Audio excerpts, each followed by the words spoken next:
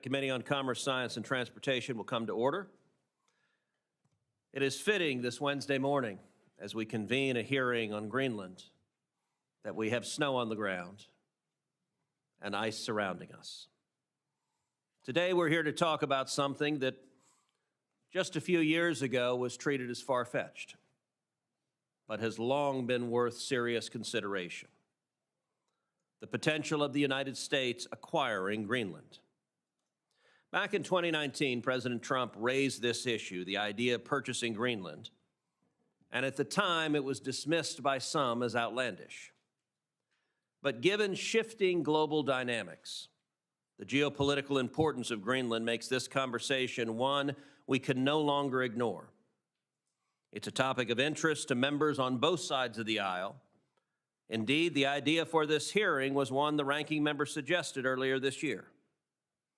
Greenland has never been some remote island.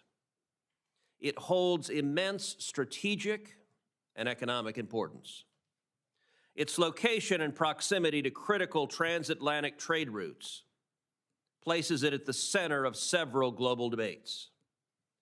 The growing influence of China and Russia in the Arctic region, where Russia has long maintained military assets and China has invested heavily with a clear strategic eye, is a direct challenge to the United States and our allies. This deserves serious consideration and response.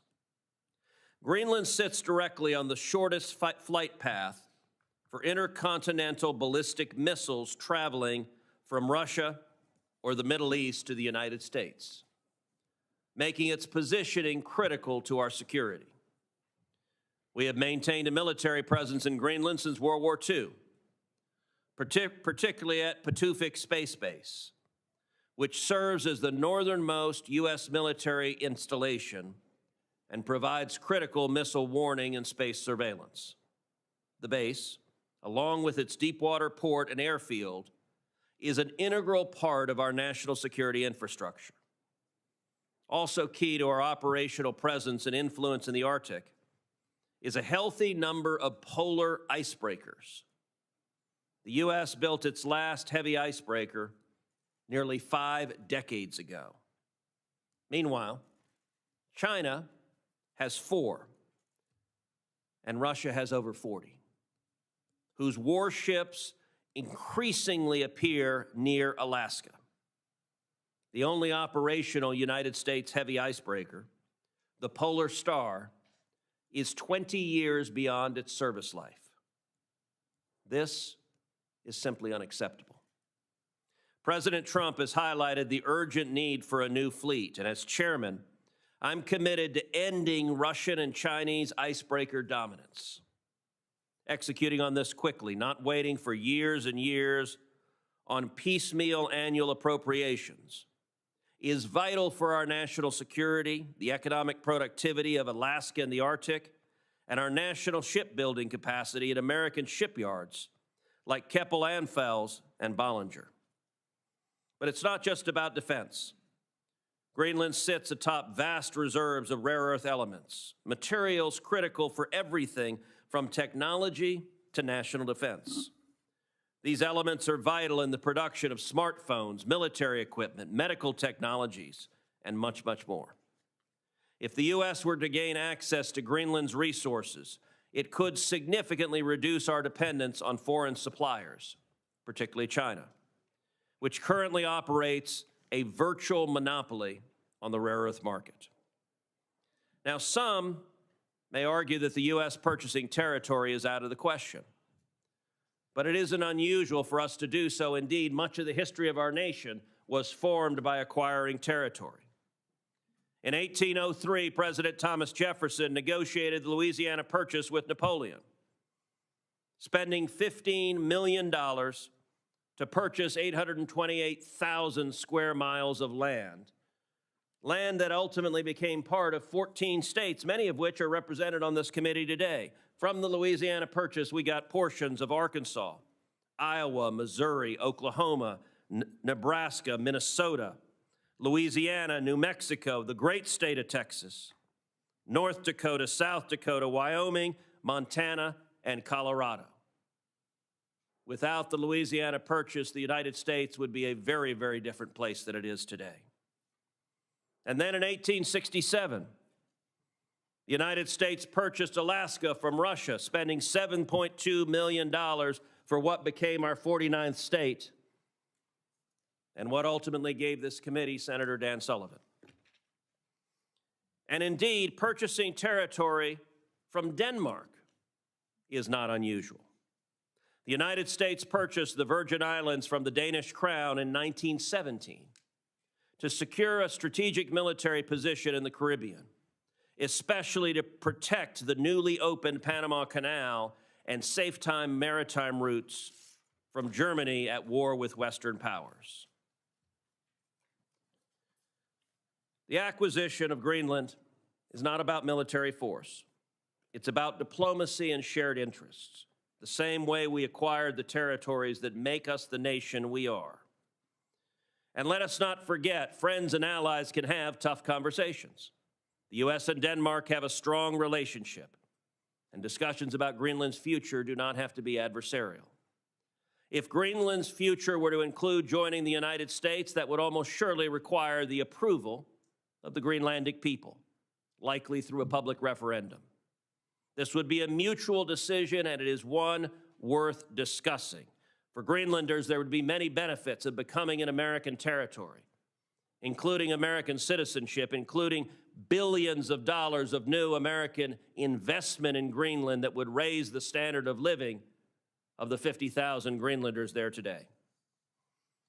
I look forward to hearing the testimony from our witnesses about the national security and economic implications of acquiring Greenland and about the opportunities and challenges we face. And with that, I recognize the ranking member for her opening statement. Thank you, Mr. Chairman, and thank you for holding this important hearing on the Arctic and Greenland, Americans' economy, and national security. The United States is an Arctic nation. My colleagues, Senator Sullivan and Senator Murkowski, say that early and often. Senator Murkowski and I took a trip to the Arctic and Greenland in 2019 with several of our colleagues, and she has been a strong voice calling for a more robust American leadership in the high north. My state has long-standing ties to the Arctic. When you talk about 125 years ago in the Klondike Gold Rush and how everything sent to Alaska came through Puget Sound, the 200 vessels homeported in Seattle that are part of a multi-billion-dollar fishing industry in Alaska, there is a good reason that the Magnuson-Stevenson Act that is in place to protect U.S. fishermen is named after two senators who served as chairman of this committee. During the Cold War, America recognized that we had a vital economic and national security interest in the Arctic. Now, as climate change opens up new sea routes at the top of the world, we must do so again. New shipping channels could shorten shipping times between Europe and Asia by 2 weeks or more. Tourism, developing infrastructure could drive new economic opportunities in remote communities, and our Arctic allies could help replace China as the beginning of a new critical mineral supply chain for semiconductors, batteries, defense technologies. However, as the ice melts, we also face growing competition from our international competitors and adversaries. Russia and China are both increasing their military presence in the Arctic. I'm sure we'll hear about that today. Just last year, they conducted a joint military exercise in the Far East and Arctic. The reality is they want to be able to control the sea lanes, block freedom of navigation of our commercial and shipping and our military. They want to be able to tap into and sabotage undersea cables, and they want to move their stealth submarines and launch hypersonic missiles undetected. Russia is also engaging in illegal fishing in Alaskan waters and operating a shadow dark fleet to evade oil sanctions. And following Russia's invasion of Ukraine, it became impossible to reach consensus on the Arctic Council. That is why I believe, Mr. Chairman, in partnership with Canada and Greenland and NATO, the U.S. must renew and recommit to an Arctic strategy that solidifies America's leadership in the Arctic. Instead of starting a new trade war, America must reinvigorate and expand cooperation with our allies, including Canada and other Nordic countries. We should be pushing to expand NATO's mission in the high north. With Finland and Sweden joining the alliance, 7 of the 8 Arctic nations are now NATO members. Our good model is how NATO recently launched its Baltic Sentry operation, where allies work together to monitor and promote early warnings of threats from foreign adversaries and protect shared subsea infrastructure. I've encouraged that in the recent weeks. NATO Secretary General Ruth has called for a more proactive NATO engagement in the region to strengthen our collective defenses. The reality is the Arctic is too vast to police alone. It will take time and investment by both the U.S. and our like-minded allies to meet those threats from Russia and China. Russia has already more than 40 icebreakers. I'm so glad to hear the chairman's commitment to icebreakers. I'm sure Senator Wicker is too, a place where many of these icebreakers are built. While the U.S. Coast Guard only has 2 and the Navy has 0. Thanks to the bipartisan support of this committee, the Coast Guard will soon operate a 3rd icebreaker. But additional investments are desperately needed, the chairman mentioned this, to make even this one additional ship operational. Congress has authorized 6 more icebreakers, but that is still only a fraction of what is required. So I commend President Trump for saying that, quote, we're going to order about 40 Coast Guard icebreakers, end quote. We will need those icebreakers. In fact, I, 20 years ago, brought then Commandant Thad Allen to meet with several of our colleagues who were blocking these icebreakers. The future of the U.S. leadership, commerce, and security in the Arctic will require investments in these Coast Guard and military capabilities. We need shoreside infrastructure, including icebreaker home ports, new MH-60 helicopters, more C-130s, and P-8s in the region, and other Navy and air assets. That's the brawn. But we also need the brains to win the high north. So I hope this committee can work together to explain why massive NSF layoffs and budget cuts, because I believe they are short-sighted. For example, the University of Washington had a $400,000 study on how glacier breakups off the coast of Greenland contributed to coastal flooding, something I think we would all be interested in. This seems particularly short-sighted when we need to understand Greenland better than ever before. In World War II, it served as an essential refueling for military aircraft flying between North America and Europe. Cryolite mined in Greenland was used to make U.S. fighters and bombers, and during the Cold War, Greenland served as a home to the U.S. early warning network against Soviet missiles. Once we had 10 military bases in the world's largest island. Today, only the space base remains. The good news is if we stop talking about buying Greenland and instead work quickly to reestablish U.S. interests, there have been, I think since 1951, many update agreements between Greenland and the United States. The one most recently, 2018, I think during the first Trump administration. These agreements are in place that authorize dual-use investments, new port infrastructure, fiber optic cable, radar, and power plants. Over time, Greenland can be a rich source for critical minerals, but there are still high barriers to that development, something I'm sure we'll hear about at today's hearing. But we can also support the expansion of tourism and infrastructure with airports, roads, and hotels. And I'm sure, as our witness from the Wilson Center, Dr. Pincus, will point out today, Greenland has a tremendous untapped hydropower potential. Someday, Greenland could become home to data centers to give us the edge in the race for AI, and I plan to introduce legislation that would authorize the Department of Energy to provide feasibility studies on the development of Greenland's hydropower potential. I also believe that we should direct the Ex-Im Bank and other agencies to provide support for more U.S. infrastructure investments in Arctic nations like Greenland. And as I said at the last hearing, the United States needs to do more to improve our strategic investments to counter our adversaries. I believe cooperation is the best interest of the United States, and the Arctic is too vast to just police alone. Hopefully, these coalitions and collective defenses can help expedite the U.S. interests there, and support the scientific research and national security. So I look forward to hearing from our witnesses and continuing to make sure that America, maybe this Greenland incident, Mr. Chairman, will elevate this discussion that Senator Murkowski, Senator Sullivan, myself have been trying to get so many people to realize we are an Arctic nation, we have interests there, and we need to continue to move forward. Thank you, Mr. Chairman. Thank you, Senator Cantwell. We now have 4 expert witnesses before this committee. First witness is Alexander Gray, Senior Fellow in National Security Affairs at the American Foreign Policy Council. Mr. Gray served as the Chief of Staff to President Trump's National Security Council from 2019 to 2021 and helped form the administration's positions on elevating the U.S.-Greenland relationship. Our second witness is Mr. Anthony Marchese, Chairman of the Texas Minerals Resource Corporation, a public company focused on rare earth production, developing one of the biggest deposits of rare earth elements in the United States. He has over a decade of experience in the economics of mineral exploration.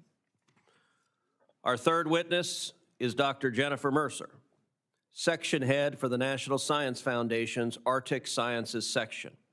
She has more than 10 years' experience in Greenland and more in Antarctica.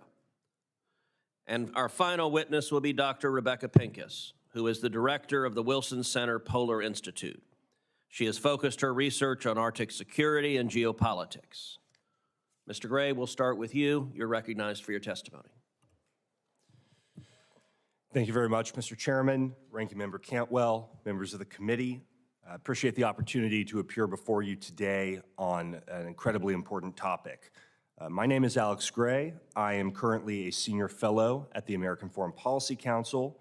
During President Trump's first term, I served as Deputy Assistant to the President and Chief of Staff of the White House National Security Council.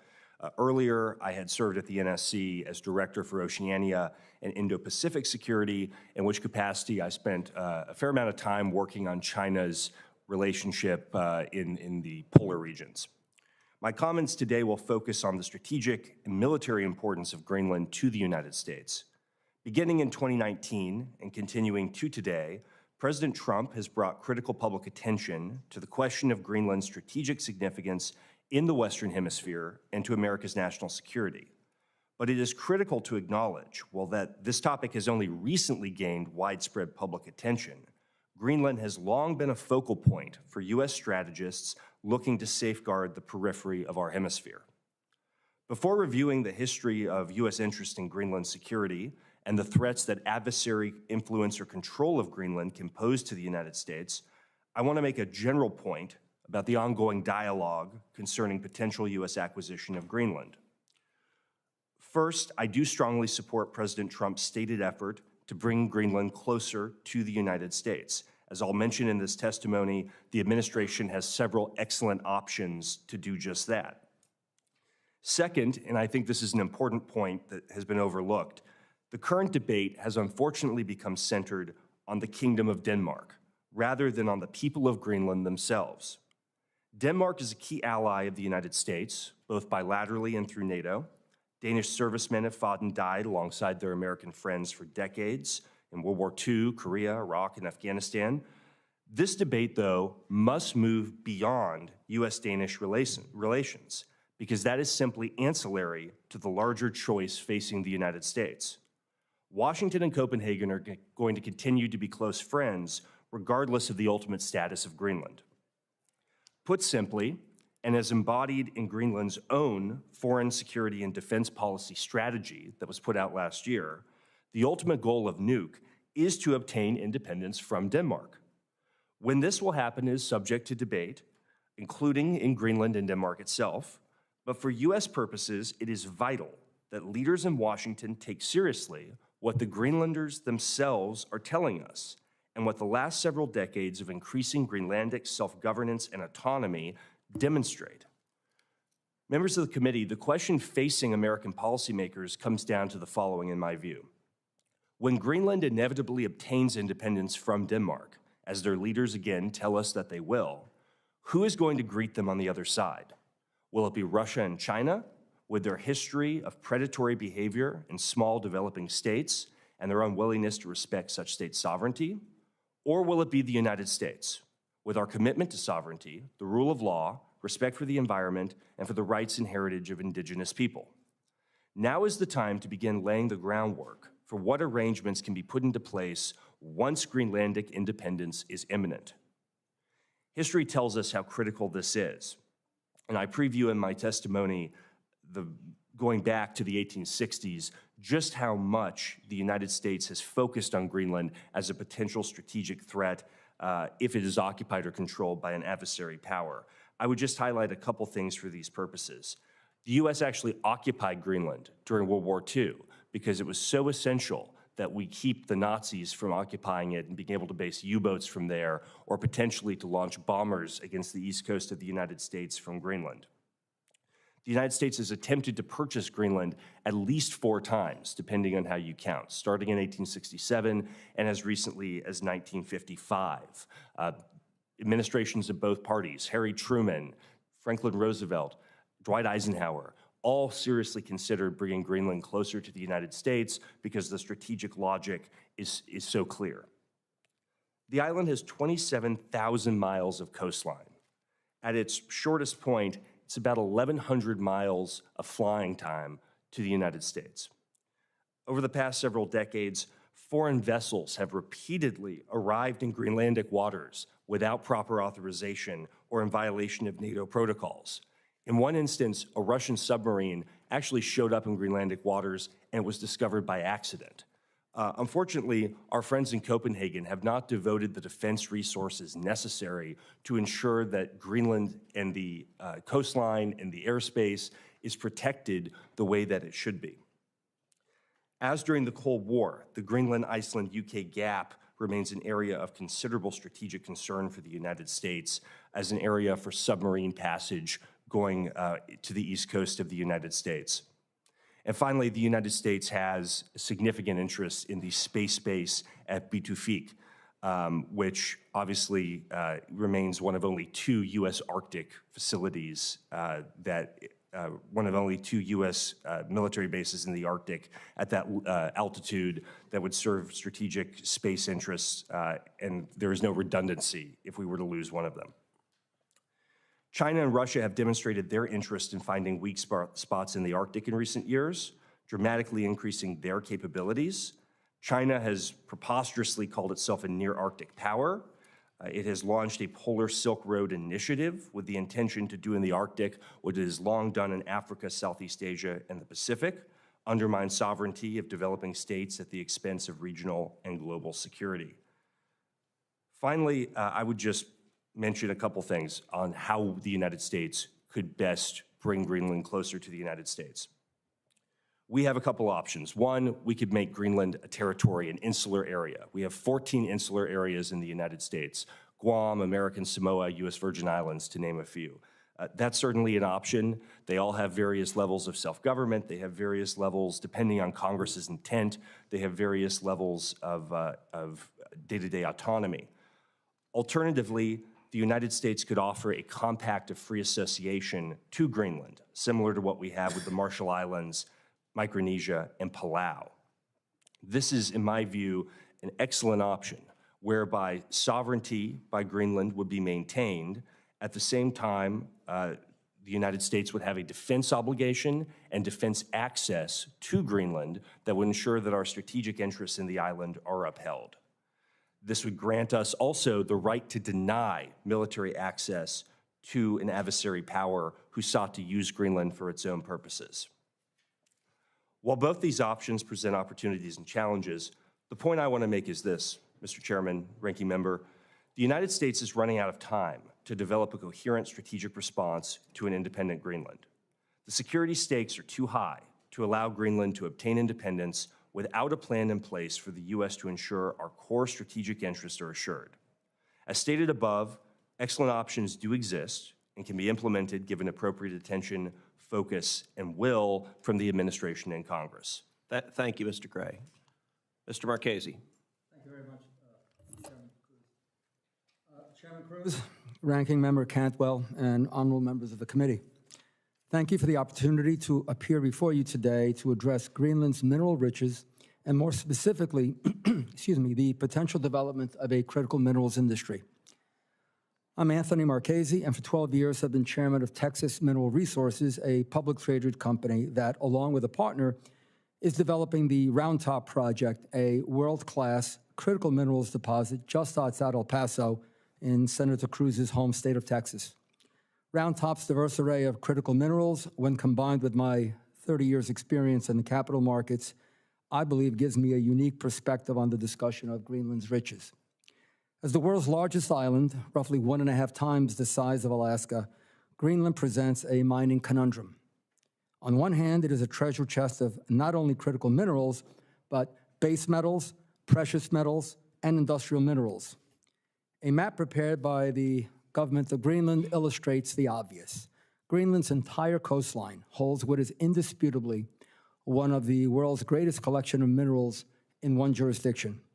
Throw a dart at any portion of the coastline, and you will undoubtedly hit a potential world-class target.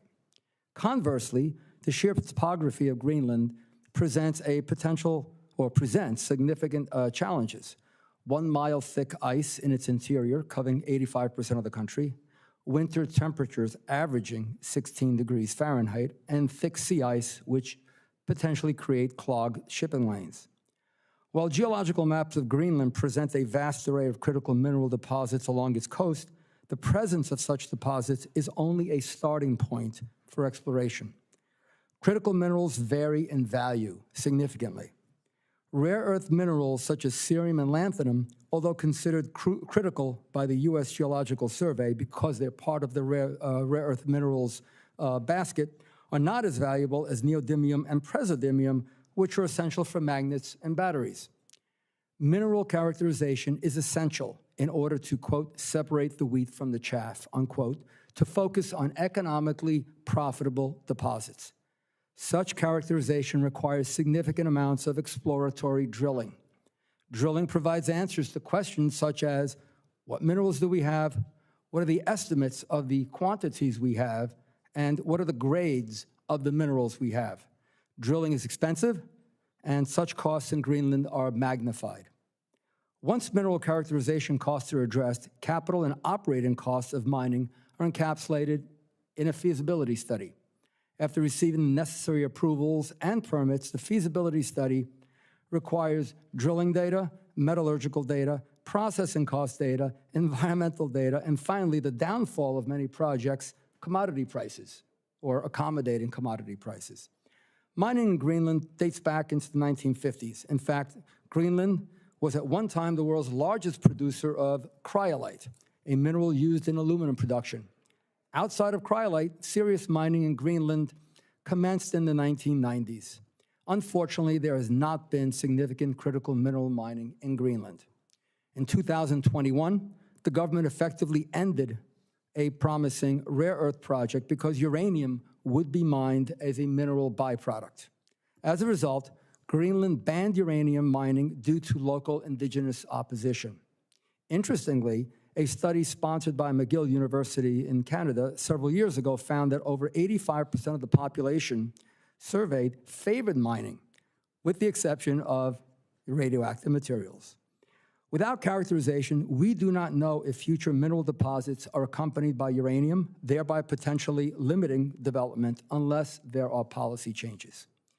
An acquisition by Greenland by the United States could take many forms. I believe Alex just mentioned those. There needs to be a determination as to which regulatory authorities, if any, would govern mining projects. In the United States, the Bureau of Land Management and the U.S. Forestry Service govern mining regulations on federal lands, while states like Alaska also give serious consideration to the desires of the indigenous population. At the present time, Greenland's 56,000 inhabitants are predominantly Inuits, an indigenous population which has a strong voice in environmental policy along with the governments of Greenland and Denmark. Regulatory authorities are critical to an examination of the economic incentives for mining. Characterization of mineral deposits is time-consuming and expensive, tantamount to venture capital investing. The USGS could provide government funding for such characterization to lessen the exploration risk for private industry. In this regard, it is imperative to remember that capital costs for Greenland projects are highly variable.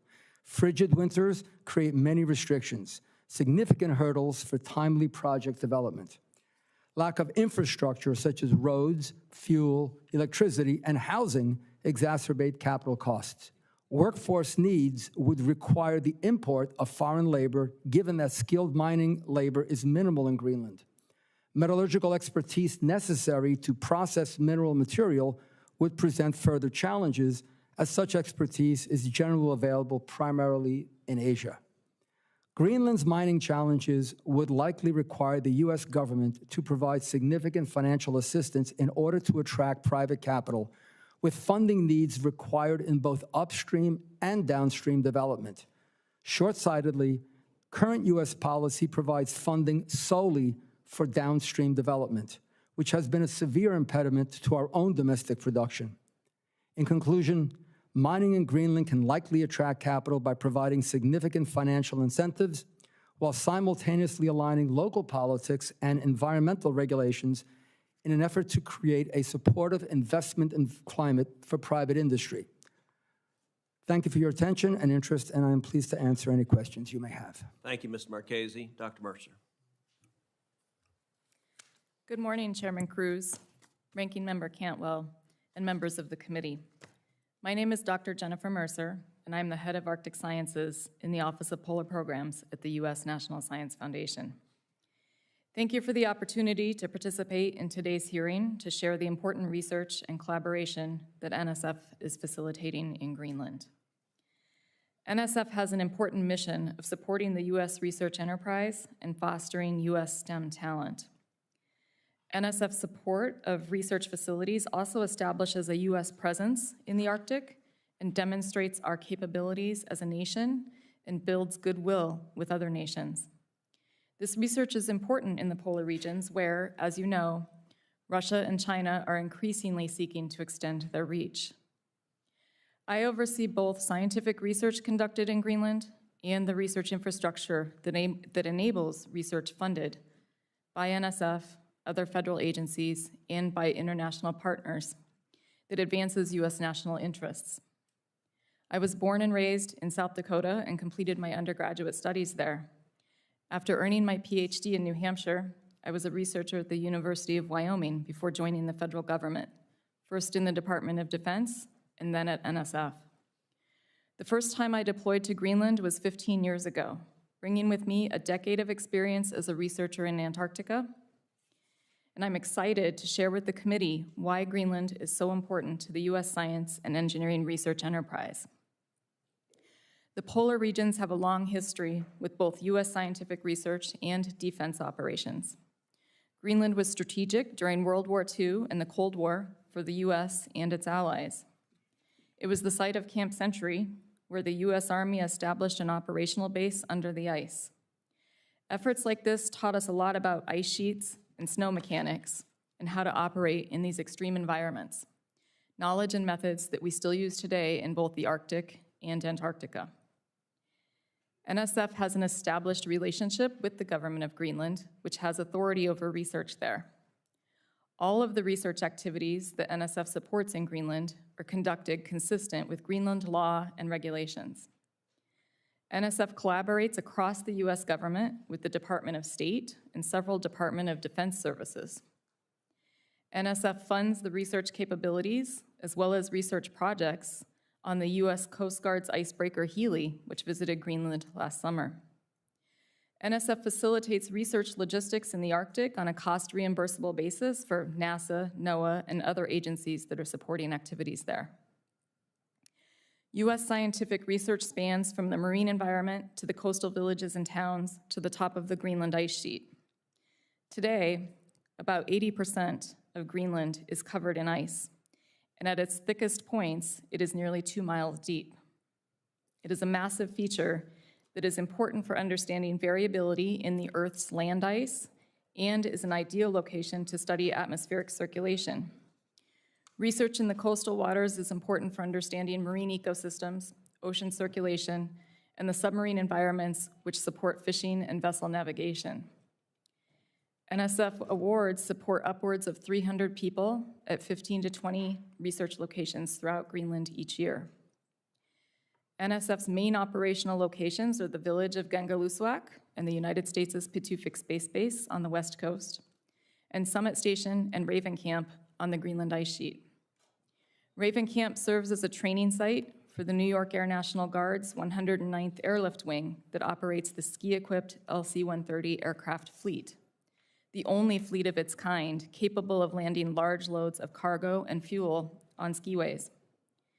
The U.S. is the only country with this capability. The LC-130 is the backbone of transportation within Antarctica and on the Greenland ice sheet. Summit Station is the only high-altitude, high-latitude, inland year-round research station in the Arctic. Summit sits at a physical elevation of over 10,000 feet. It was established in 1989 as an ice drilling camp. Year-round operations began in 1997, focusing on continuous atmospheric sampling and measurements. NSF is currently in the process of designing new station infrastructure for Summit, and this will serve as a hallmark of U.S. scientific research in the Arctic. NSF has approximately 75 active awards to U.S. institutions for research in, around, and about Greenland. The Arctic contains distinct physical features that allow for unique research opportunities with practical impact. And these are just some highlights of the important scientific study happening in Greenland, where the U.S. is a leader and a collaborator in research. Thank you for the opportunity to testify today, and I look forward to your questions. Thank you, Dr. Mercer. Dr. Pincus.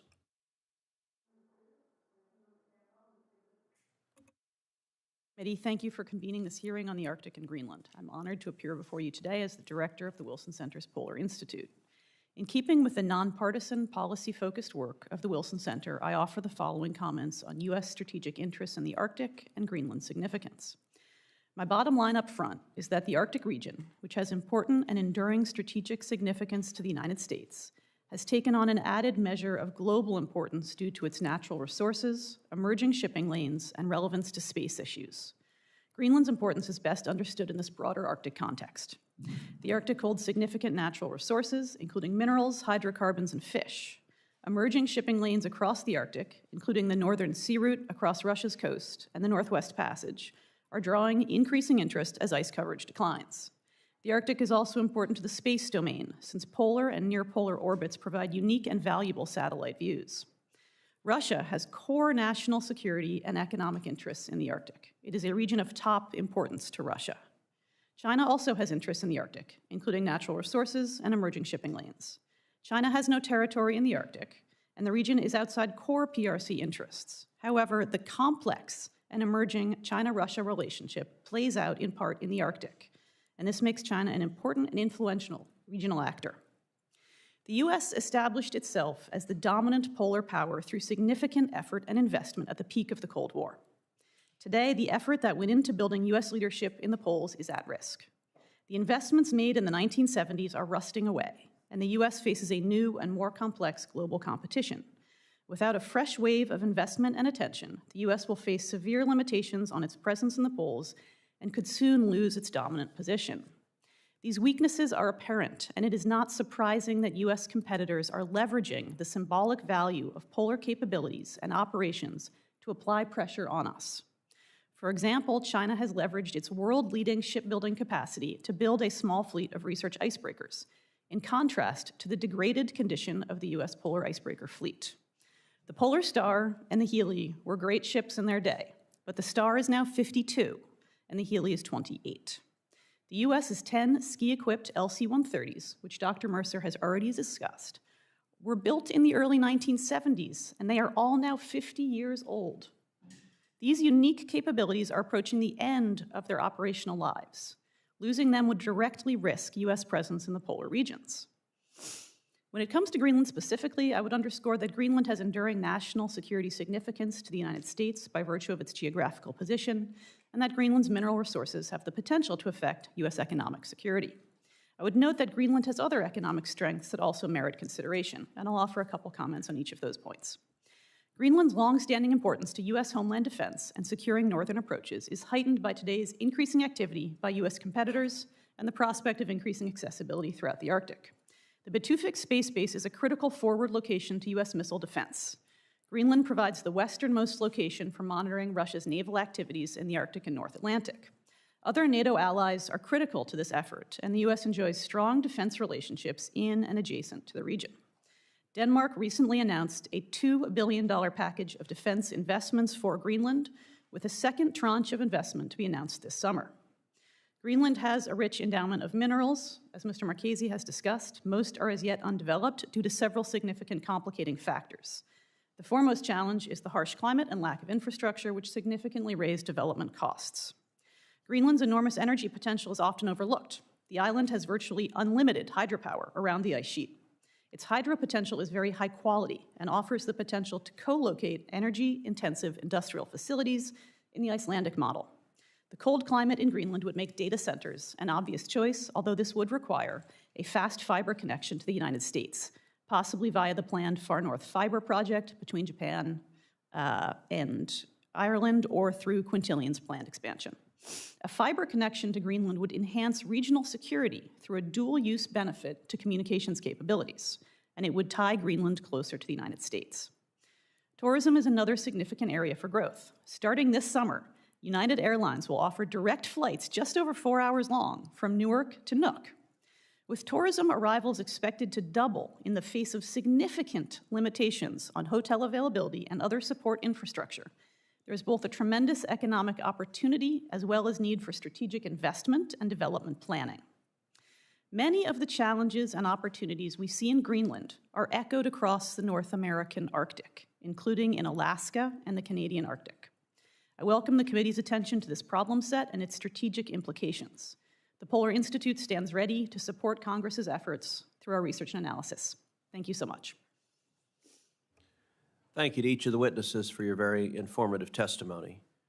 Senator Sheehy is going to be presiding over the Senate in a few minutes, so he has asked if he can go first, so I'm going to yield my time initially to him and recognize Senator Sheehy. Thank you, Chairman. Thanks all of you for your testimony, very enlightening. For Dr. Pincus, a question directed your way. It seems like you have a pretty informed policy view on this. You know, the only constant is change. And right now we're seeing aggressive territorial expansion efforts from Russia, obviously through force. And China is literally building islands to expand its sphere of influence, not just in the South China Sea, but as you correctly pointed out, using every tool at its disposal to grow its influence elsewhere.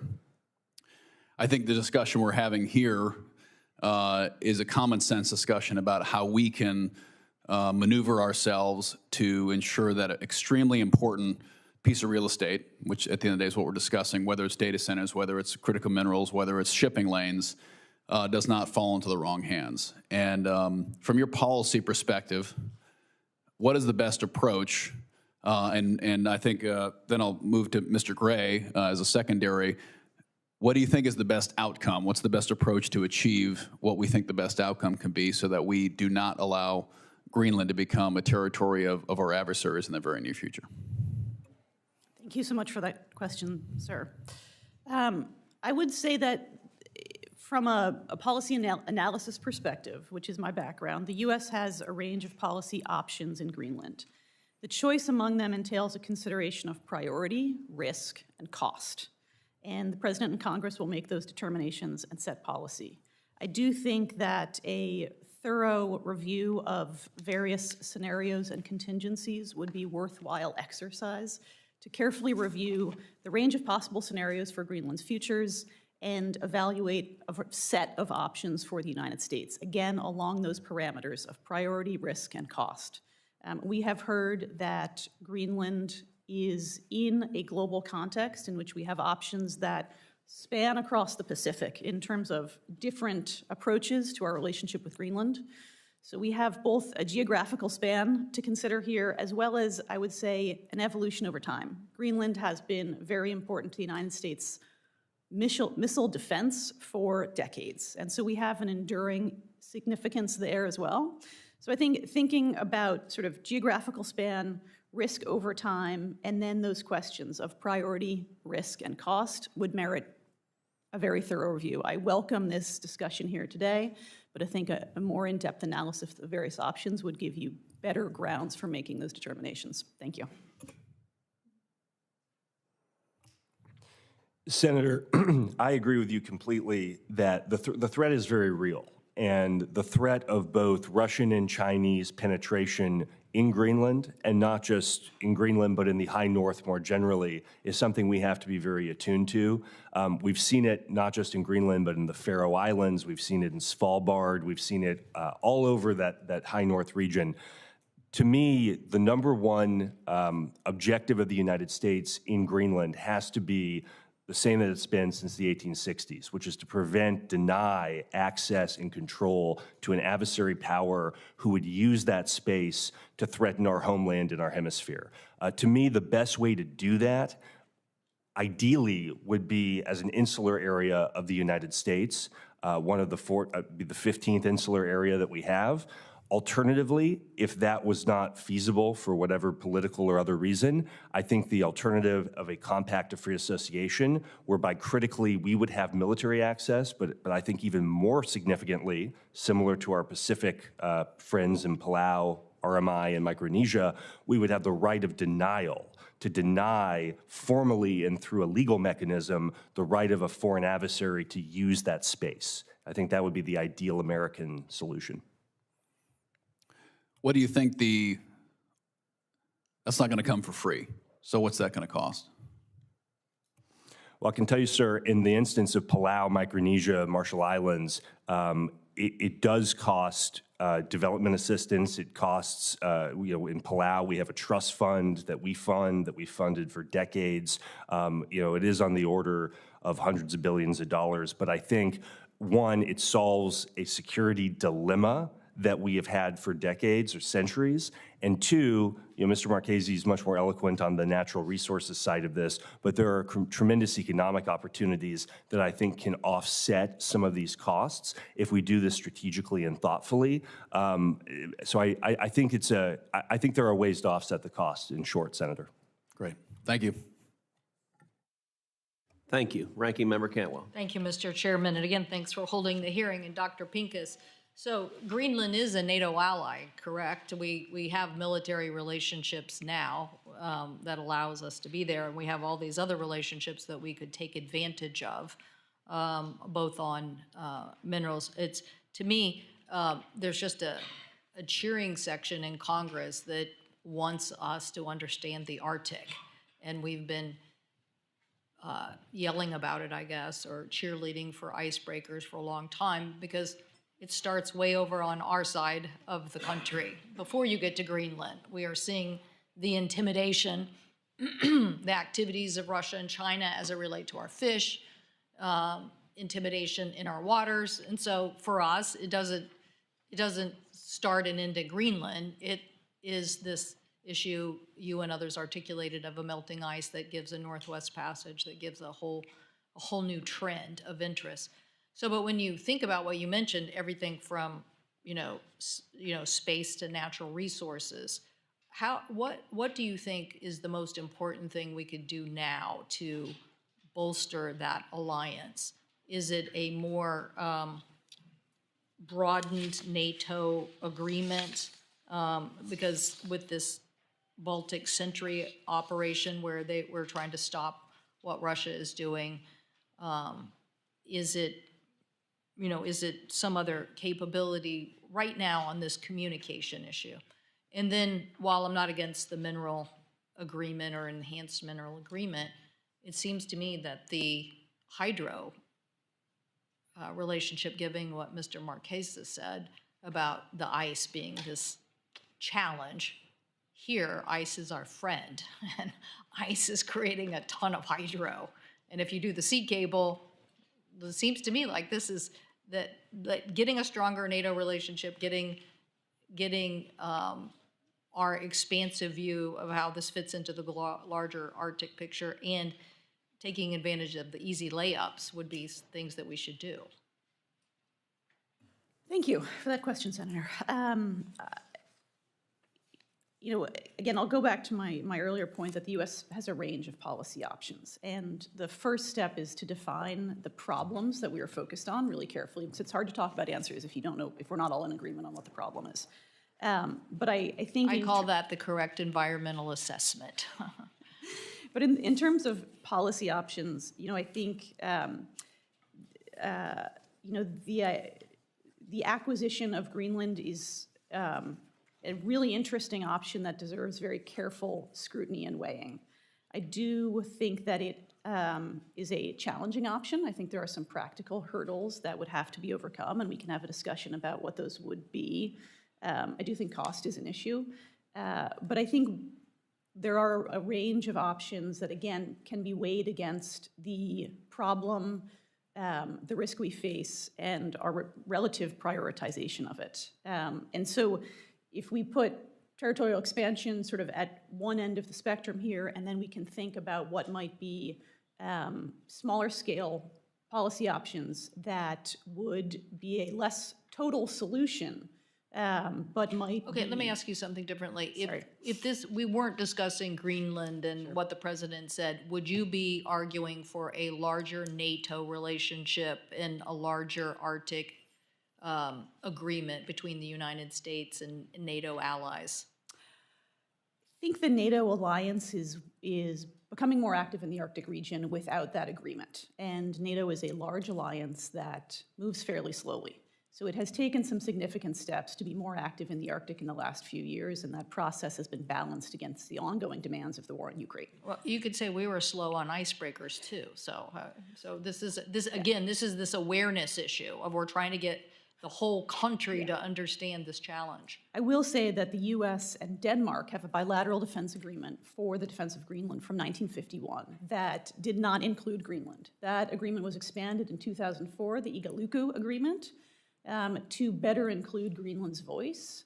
But 2004 is 20 years ago, and Greenland has taken many steps towards independence since then. So a new, perhaps trilateral defense agreement that is responsive to US security concerns, as well as the new political powers that have devolved to the Greenlandic government, I think is something that in the short term certainly could also deserve some attention. Thank you. Thank you, Mr. Chairman. Thank you, Senator Cantwell. Mr. Gray,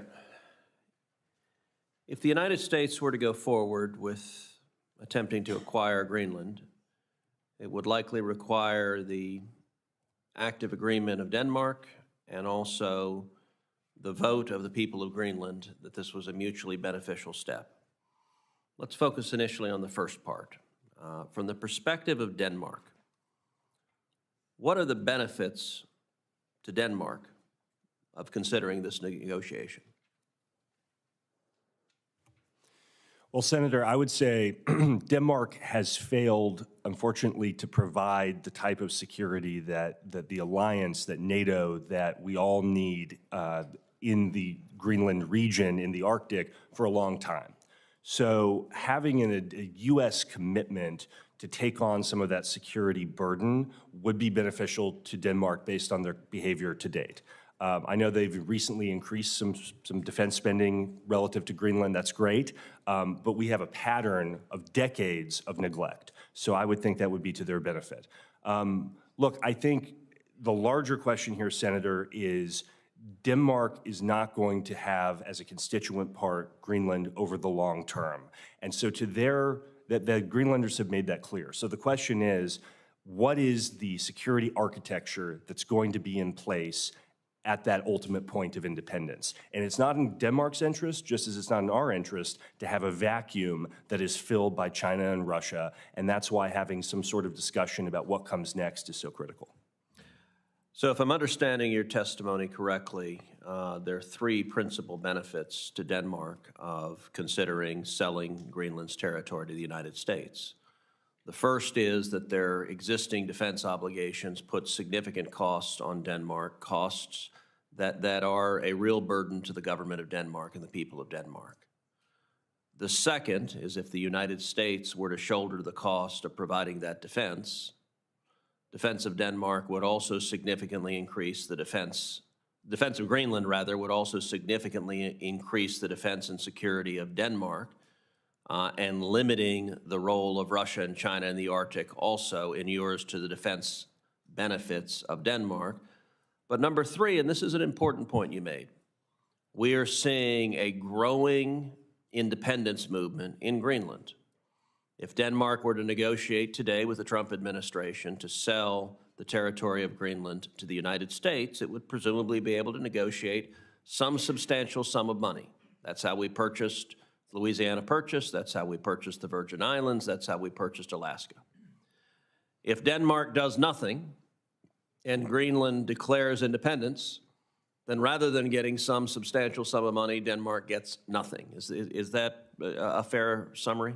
I think over the ultimate time frame we're talking about, Senator, that's true, because I believe we should take the Greenlanders at their word that they will be an independent country at some point. And ultimately, sir, it is not in Denmark's interest to leave a security vacuum in the high north. In addition to your point about the cost, they will suffer as much as anyone from having what I think is the 100% predictable outcome of China and Russia stepping into that vacuum if we don't have some sort of clear security architecture in place. So I think that's very powerful. Let's turn to the benefit to the Greenlanders. And Mr. Marchese, I think if this were to proceed, it would in all likelihood require a referendum of the people of Greenland making a choice. Do you want to become an American? Do you want to join the United States as a territory or in some other legal structure? And there's been some chatter online about an early public poll that was done that suggested that currently Greenlanders did not want to do that. That does not strike me as terribly probative, given that this is the very beginning of a discussion, and any referendum would be made with the Greenlanders assessing, what do we get for it? What's our benefit? How are our lives better off? So in your judgment, how would the lives of Greenlanders be better off were they to become part of America?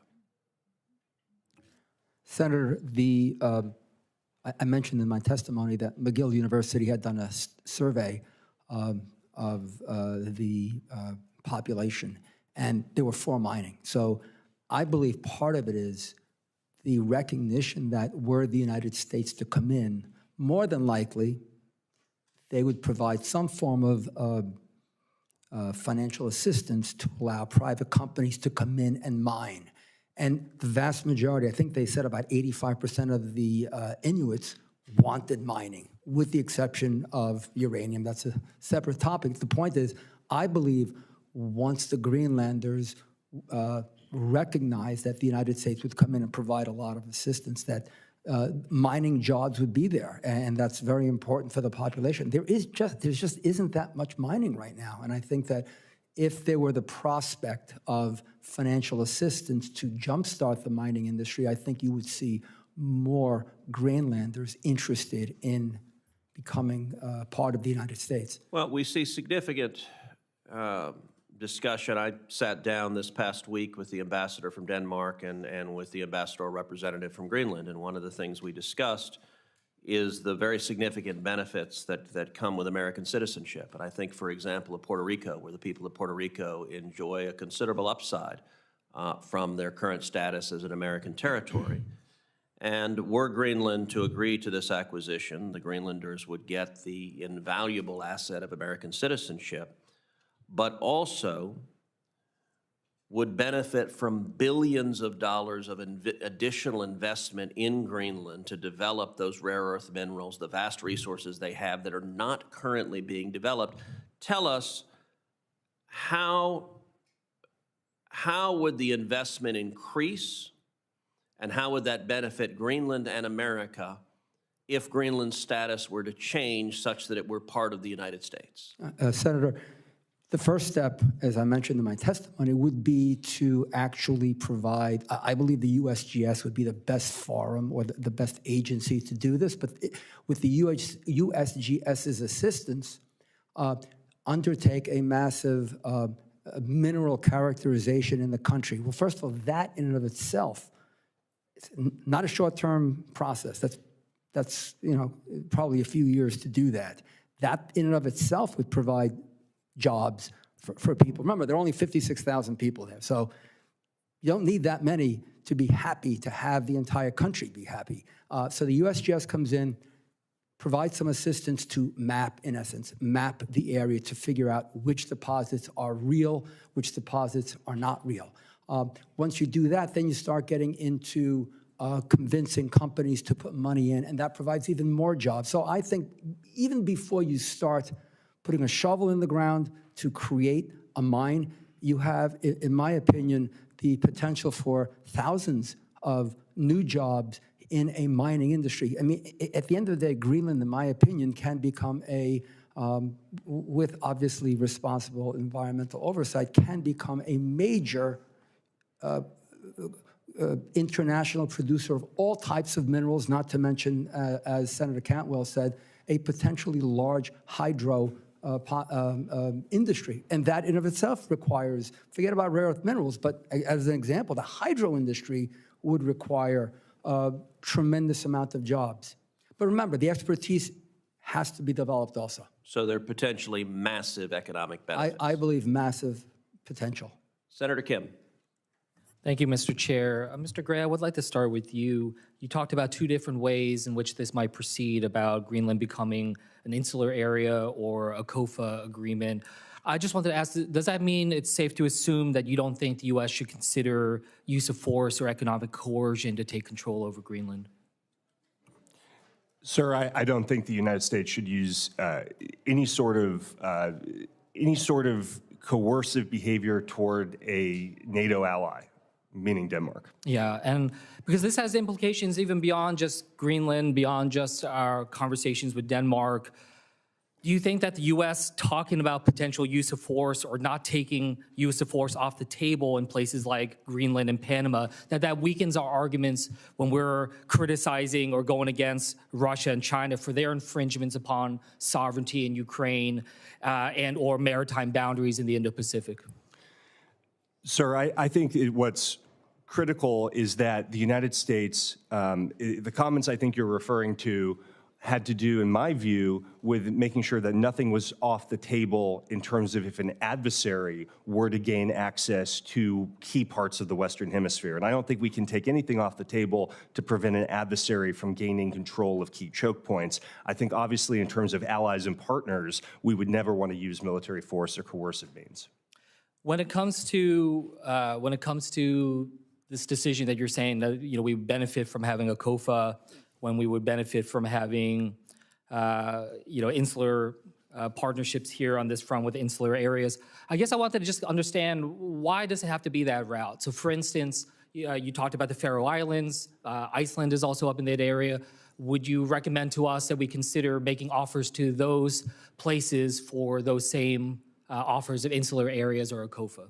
I wouldn't, sir, mainly because they're not part of the Western Hemisphere. And I think this, if you look at the history of our relationship with Greenland, the history of our strategic concerns with Greenland, it's unique. And it really is, if you go back and look at the history of the United States in the World War I period, when we were negotiating with Denmark to retain, to purchase the Virgin Islands, one of the things that we did at that same period was we actually waived the Monroe Doctrine, one of the few times we've ever done this, and told the Danes that we had no objection to them gaining additional political control over Greenland, which wasn't fully established at the time, as part of our larger negotiations over purchase of the Virgin Islands. So this is clearly within the framework of the Monroe Doctrine, of hemispheric defense, of kind of traditional U.S. strategic conceptions of the outer perimeter of our hemisphere. I think this is very different from some of the examples you mentioned. Well, I think Faroe Islands, Iceland, closer to the United States than Micronesia, Palau, other places where you said that we have COFA agreements to. I don't understand the difference.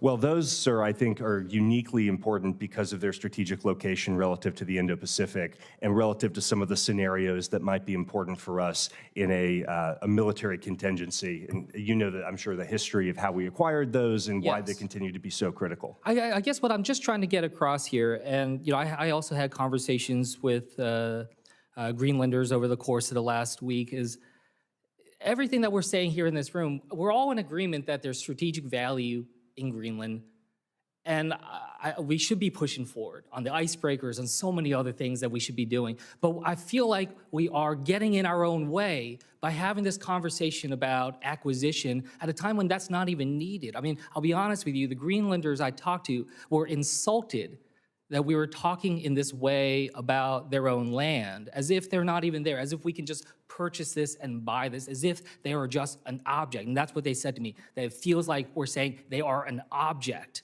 that we can just take because we are the richest, most powerful country in the world. So I just want to push back here because there's so much that we can be doing without having to own Greenland.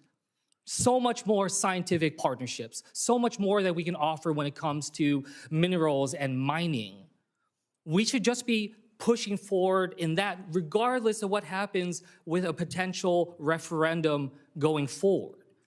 So that if they do get to that place, we are already positioned ourselves as a strong partner.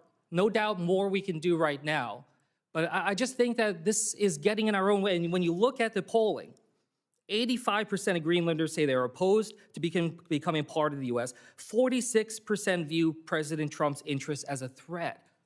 If we are trying to solidify our relationship with them, especially in some post-independence position, we are burning those bridges. We are sowing sense of distrust right now that I think would make it even harder for us to be able to achieve that later. And with that, I'll yield back. Thank you, Senator Marino. Dr. Pincus, there's been much discussion of late on Greenland, but I think what's underappreciated is something that you were trying to focus on, and that's the importance of Greenland to a whole host of U.S. strategic interests that are there. And obviously, yes, we need to develop a good working relationship, a good partnership with Greenland. You mentioned the Space Force base that's in Greenland. It's a critical forward operating location. It is the department's northernmost installation. It hosts radar systems that are essential to our missile defense. The comment was made that there could be flight paths of ICBMs over Greenland. Well, that may or may not happen, but what is key there is that no matter where in the Arctic ICBMs are flying, what we have to have is radars to be on Greenland so that not only can they track, but they can also detect any incoming threats. I'd also like to consider the Greenland-Iceland-UK gap. And Mr. Gray, maybe you'd want to add some into this discussion as well. As we look at the increased Russian submarine activity there in recent years, and you couple that with the growing Chinese and Russia presence in the Arctic, I think it's hard to understate that gap's importance. So both of you, do you assess that increased U.S. presence in the GI-UK gap would be beneficial? Start with Dr. Pincus and then Mr. Gray, if you'd like to add. Thank you very much, Senator, for that terrific question. I think it's very helpful to talk in terms of specifics. And in Greenland, we have long had radar installations to give us early warning of incoming ICBMs coming from Eurasia. And in the current era of hypersonics, new missiles, new missile delivery systems, it's very important that those radars remain in place and that we recapitalize and modernize them to give us as much advance notice as possible. So there's a big radar system at the Batufik base, there's a big airfield, there's a deep water port. On the east coast of Greenland, that is the westernmost point of the GI-UK gap. So it is a key point for monitoring Russian naval activity. I think we are looking at a set of challenges in the GI-UK gap related to Russian activity, undersea activity, that is a real problem set for us.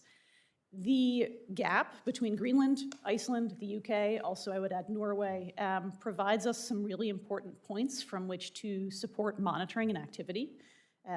It would be best to talk to the Department of Defense in a classified setting about what specific capabilities and access they may need, but I will say that the 1951 Defense Agreement gives us very wide access to Greenland.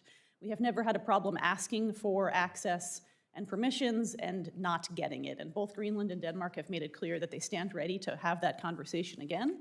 I think the Danish defense investments that have been announced include domain awareness capabilities and presence that will help us.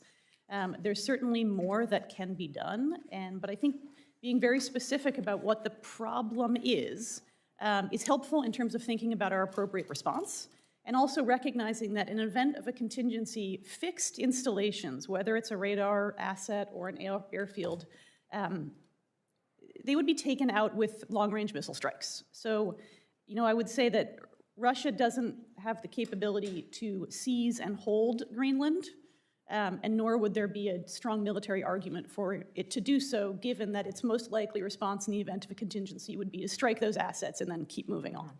Which would also make it extremely important that DoD maintains that spectrum use to be able to identify what's coming in, not just for the homeland, but also for Greenland. Absolutely, and I think having a conversation about air defense and, missile defense options. We do not have interceptors in Greenland. We do not have interceptors in Canada. We have them in Alaska. So I think there is a conversation to be had about that specific capability. Thank you. Mr. Gray, before I get called out, please. Thank you, Senator. So many of our concerns strategically about Greenland, going back to the 40s, have been about the GI-UK gap. And it's been a concern across multiple great power competitors. It is a concern today. To me, the question is less, Dr. Pink has made the comment about, militarily it would probably not be taken out. I'm more concerned about a future political arrangement in Greenland that could be influenced or controlled adversely by an adversary power in a way that would prevent us from being able to exercise the type of control or the type of domain awareness over the gap that we have had in recent years. That's why I think these proposals that I've mentioned, that others have put forward for what is the long-term political arrangement in connection with Greenland, it's so important because we have to have the ability to maintain some sort of control and some sort of awareness over that gap. Thank you. Senator Blunt-Rochester. Thank you for the recognition, Mr. Chair and Ranking Member Cantwell, and for convening this hearing about our partnership with Greenland. Greenland is positioned near the next vital strategic region for the United States and our adversaries, the Arctic. As we all have discussed here today, Russia and China know well that the Arctic is important to controlling the flow of trade and global security, and they are increasing their economic and military activities in the region. That is why we must simultaneously strengthen our relationship with Denmark and Greenland while addressing the growing international threats to the region. Our alliance with Denmark and Greenland is critically important to our shared economic and national security. I'd like to focus my questions on our critical mineral supply chains. Greenland's strong natural resources offer economic opportunities for Greenland itself, for the United States, Denmark, and our allies. As Greenland's own Minister of Business has noted in a January 16th op-ed, Greenland has 39 of the 50 minerals we have classified as critical to national security. This is why supply chain resiliency is one of my top priorities. Ensuring the innovative industries in the U.S. and in the allied nations have the resources they need is critical for the expansion of good-paying jobs for Greenlanders and for a strong economy. And we really need to make sure that we put a fine point on the fact that we desperately need a national strategy for our supply chains, which is why I'm happy to be working in a bipartisan way with Senators Cantwell and Blackburn. Dr. Pincus, how would you say we can strategically leverage and work with Greenland on their abundant critical materials to enhance the resiliency of domestic industries, our domestic industries? Thank you, ma'am, for that question. Greenland has abundant minerals. They have been discussed extensively by Mr. Marchese. I appreciate those facts. There are significant challenges bringing those minerals to market. And there are, as he's also discussed, there are conditions that increase the price. It's a harsh climate. There's very little infrastructure. And so companies operating in a market context are generally going to look elsewhere. And this is amplified by a global context in which mineral prices are volatile. And a mine is a long-term bet. We're talking a 20, 30, 40, 50-year bet. And under that current set of conditions where you have to spend a lot of money up front to develop a mine in Greenland, and you don't know what the prices are going to be in 20 years when your ores spit out, it's hard to justify that. That would require non-market interventions to overcome, whether it's government funding roads and infrastructure, providing grants or special investment vehicles to provide capital that is not available in the marketplace. That problem set exists in Alaska and also in the Canadian Arctic as well. The North American Arctic has abundant natural resources. They're in the United States' backyard. It's very tempting to construct those short supply chains.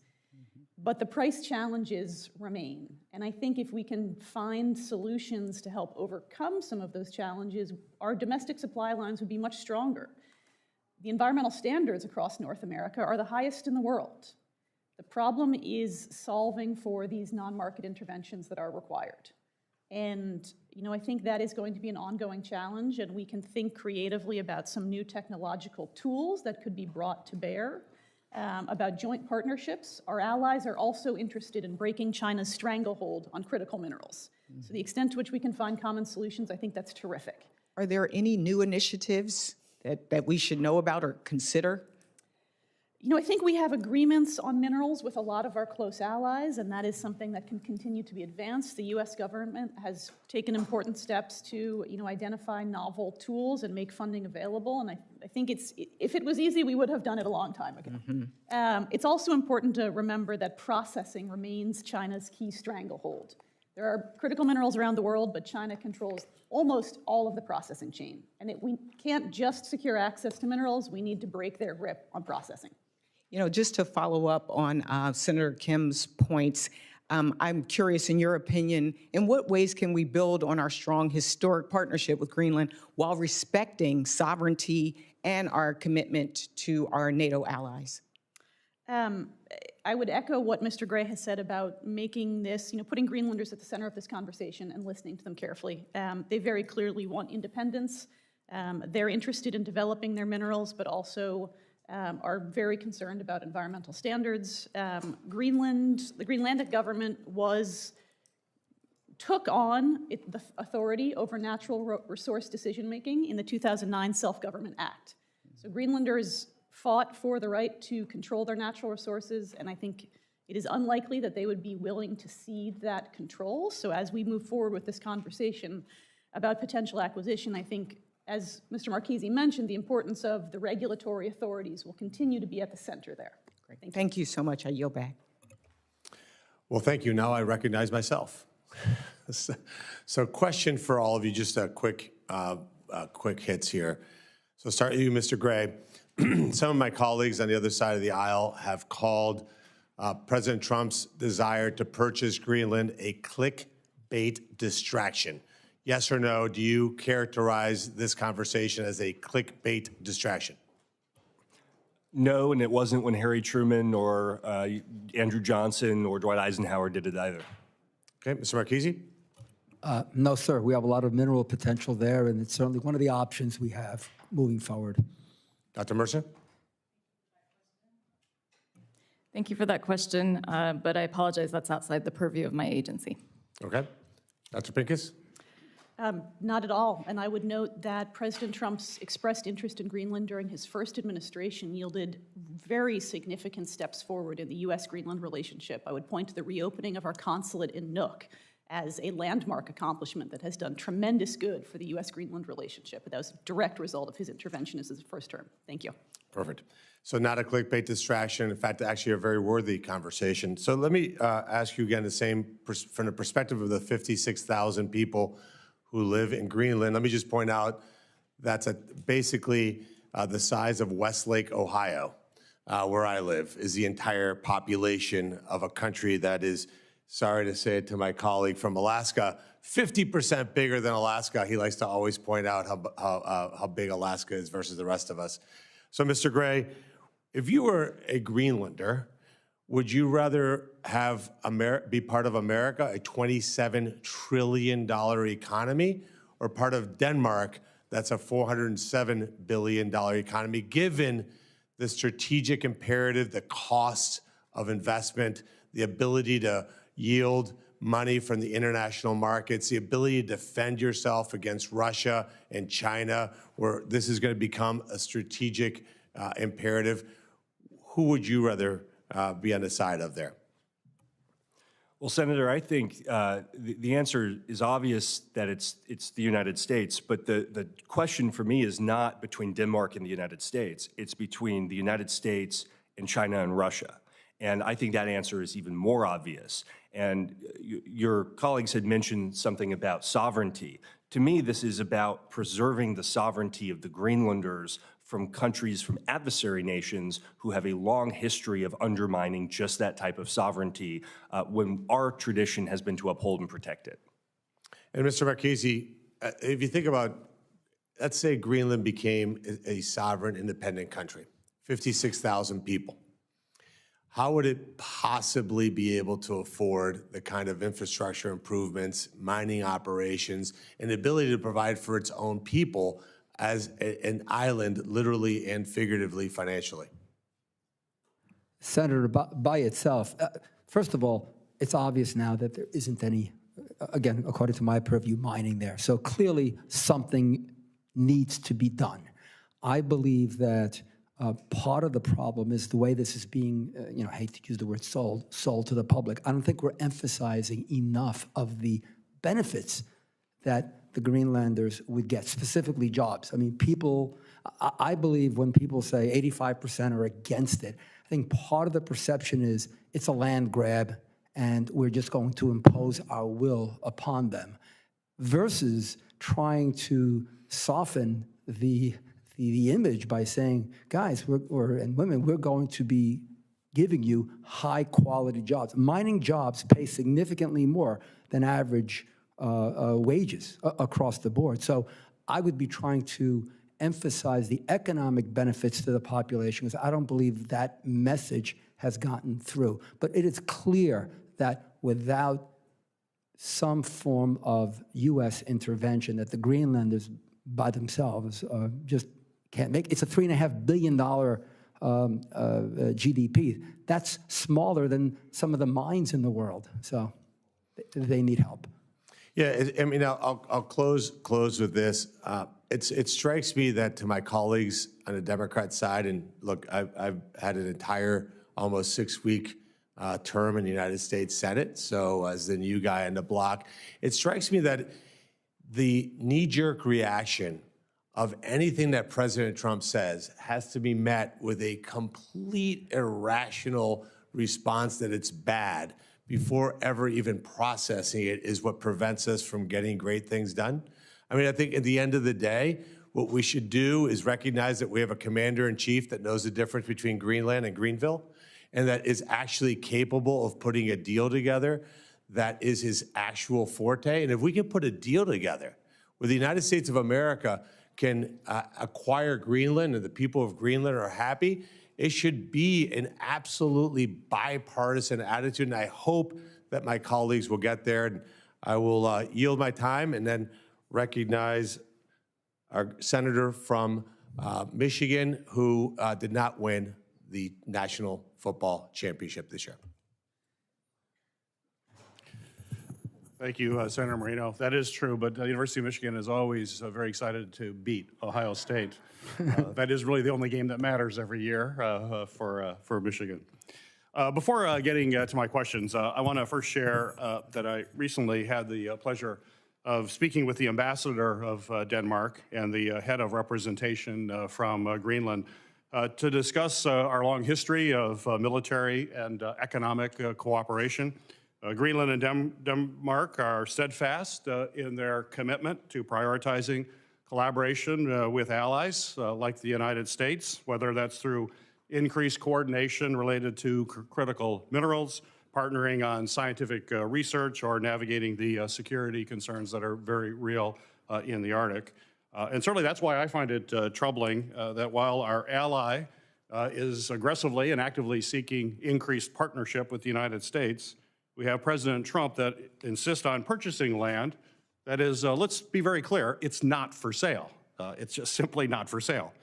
The president suggested that the United States needs to own Greenland to defend our national security is wrong.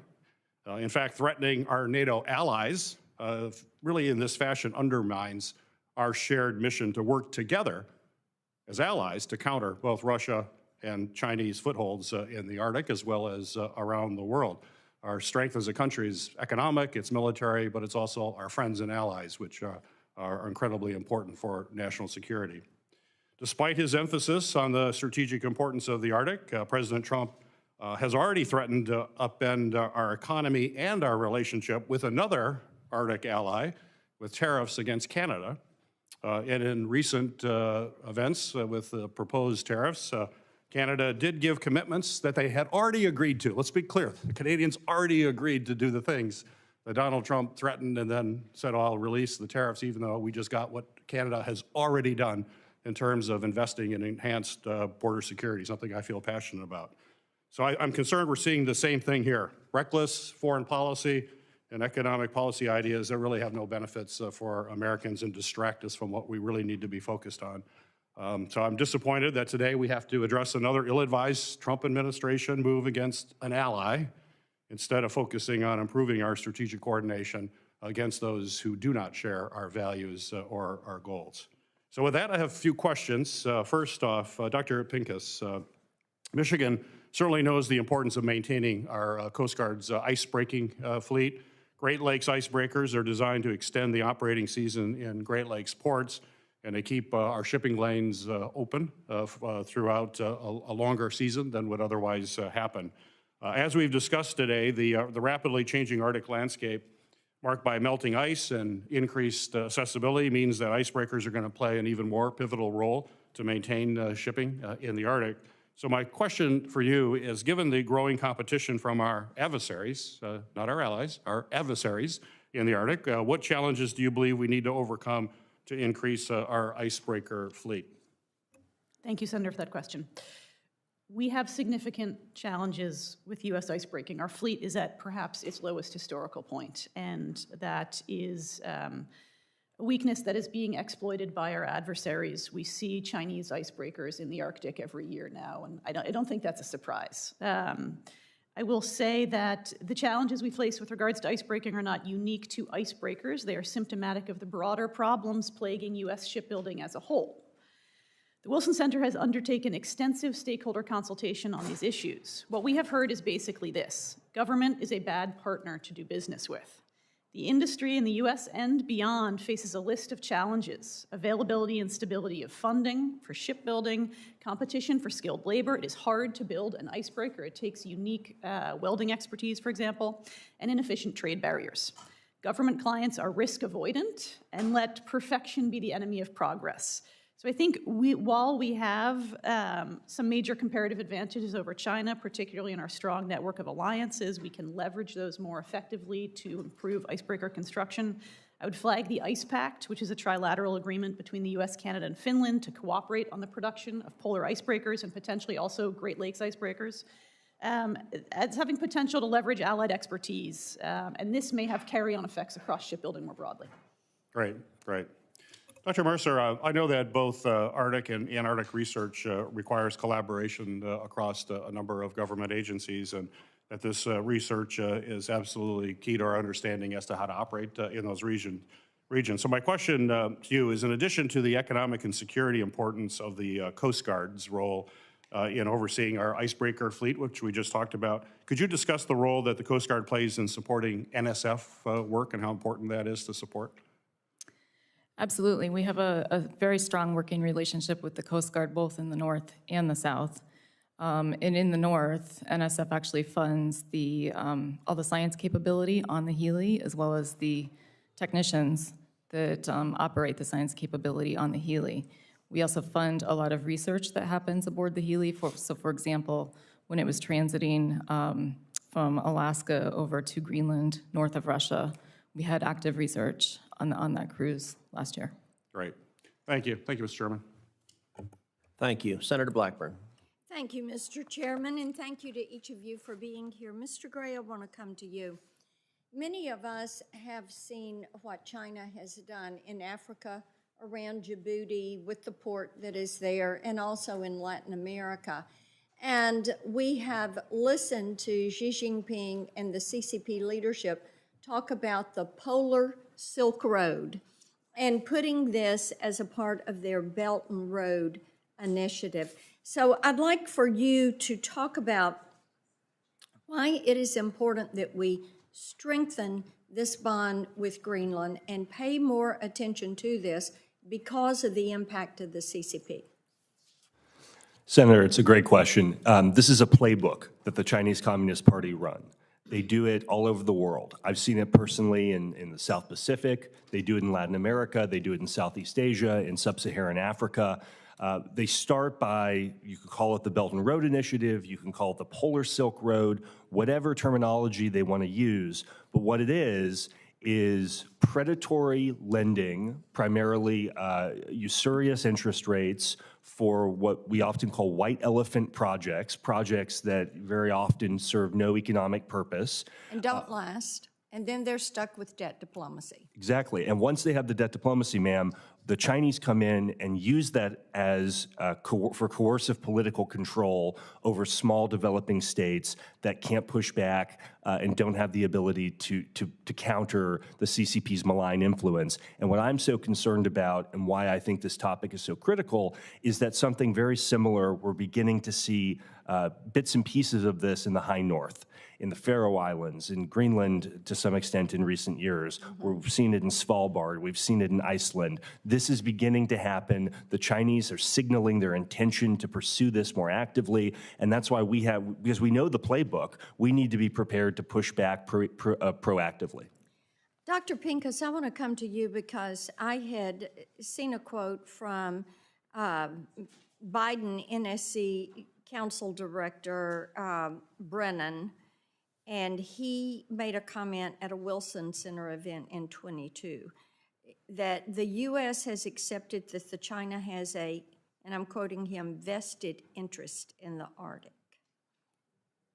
I completely disagree with that because China, just because they're calling themselves a near Arctic neighbor, does not give them a vested interest. And I want you to talk a little bit about that type attitude with that perspective that China is using this for their security and endangering our national security. Thank you, Senator, for that question. China has expressed its interests in the Arctic with an Arctic policy statement that came out in 2018, and they mention a host of interests that they have in the region. They talk about the emergent shipping lanes, they talk about natural resources, they talk about scientific data, and so those are their articulated interests in the region, and I think it's in terms of their economic interests, China is a resource importing country. There's a lot of resources in the Arctic region. It is not surprising that they would pursue those resources. Their pursuit of those resources is adverse to the interests of the United States. Okay, Mr. Gray, I want to pivot to you on this because China focuses on dual-use technologies. And of course, we don't know where the China Economic Development Department, MOFCOM, ends, pardon me, and their military begins. And this is what they couch as dual use. And I would like for you to give what you see as specific steps that we can take against the CCP in this regard to stop them from using this as a research and test site. It's an incredibly important question, Senator. I think this is where my concerns about the current trajectory of the political relationship between Denmark and Greenland are so acute. We have to have a plan for this, the reason you outline, and for reasons of even more conventional military purposes. We have to have a plan for what comes next. And if we don't know what the 56,000 people in Nuuk, what their political organization looks like post-Copenhagen, which they say will happen, what you're describing is going to become even more prevalent. And we've seen this happen in places in the South Pacific that are similarly sized. We have to have a plan for what comes next. Thank you. Thank you, Mr. Chairman. Thank you, and I'd now like to recognize Mr. Sullivan, who also is going to preside while I run down to the floor and vote. Thank you, Mr. Chairman, and thank you very much for holding this very important hearing. You know, the Arctic issues are something that, as the senator representing the only Arctic state in the country, I care deeply about, so appreciate the chairman focusing on this. You know, I want to first mention, I think the idea of the president looking to purchase Greenland has already been mentioned by a number of the panelists. Other presidents have thought about this. I think it's a wonderful idea if we can pull it off. Truman, Andrew Johnson, others did. But I also think it's important to remember, this is an op-ed I wrote in the Wall Street Journal a couple weeks ago, saying, hey, Greenland's nice, good to go if we can get it, but remember our Arctic state, Alaska, because everything that people talk about with regard to Greenland, we have in spades already in America. It's called Alaska. Arctic location, strategic and critical minerals, oil and gas, cornerstone of America's missile defense. It's all there. The problem is, as the panelists know, when Democrats get in power, Biden was the latest example, they want to turn Alaska into a national park, not recognizing our state for what it is, which is a strategic crown jewel for America. The father of the U.S. Air Force, General Billy Mitchell, in testimony before Congress in the mid-1930s called Alaska the most strategic place on the planet. And it is. So that's what we're focused on. Don't forget Alaska. Fortunately, unlike President Biden, President Trump has already made it very clear that he's not going to forget Alaska. On day one, the president signed an executive order called Unleashing Alaska's Extraordinary Resource Potential. And I want to thank President Trump and his team for doing that. It goes into everything that this hearing has talked about. Strategic minerals, oil and gas, natural gas, getting the military involved. We just introduced my legislation called the Iron Dome Act, which is all about missile defense. Alaska is the cornerstone of our country's missile defense, and we can build that out even better. So appreciate what President Trump is already doing on Alaska. But it's not as if our adversaries don't recognize the strategic importance of Alaska or the Arctic. Next slide. This is what doesn't make a lot of news in the lower 48.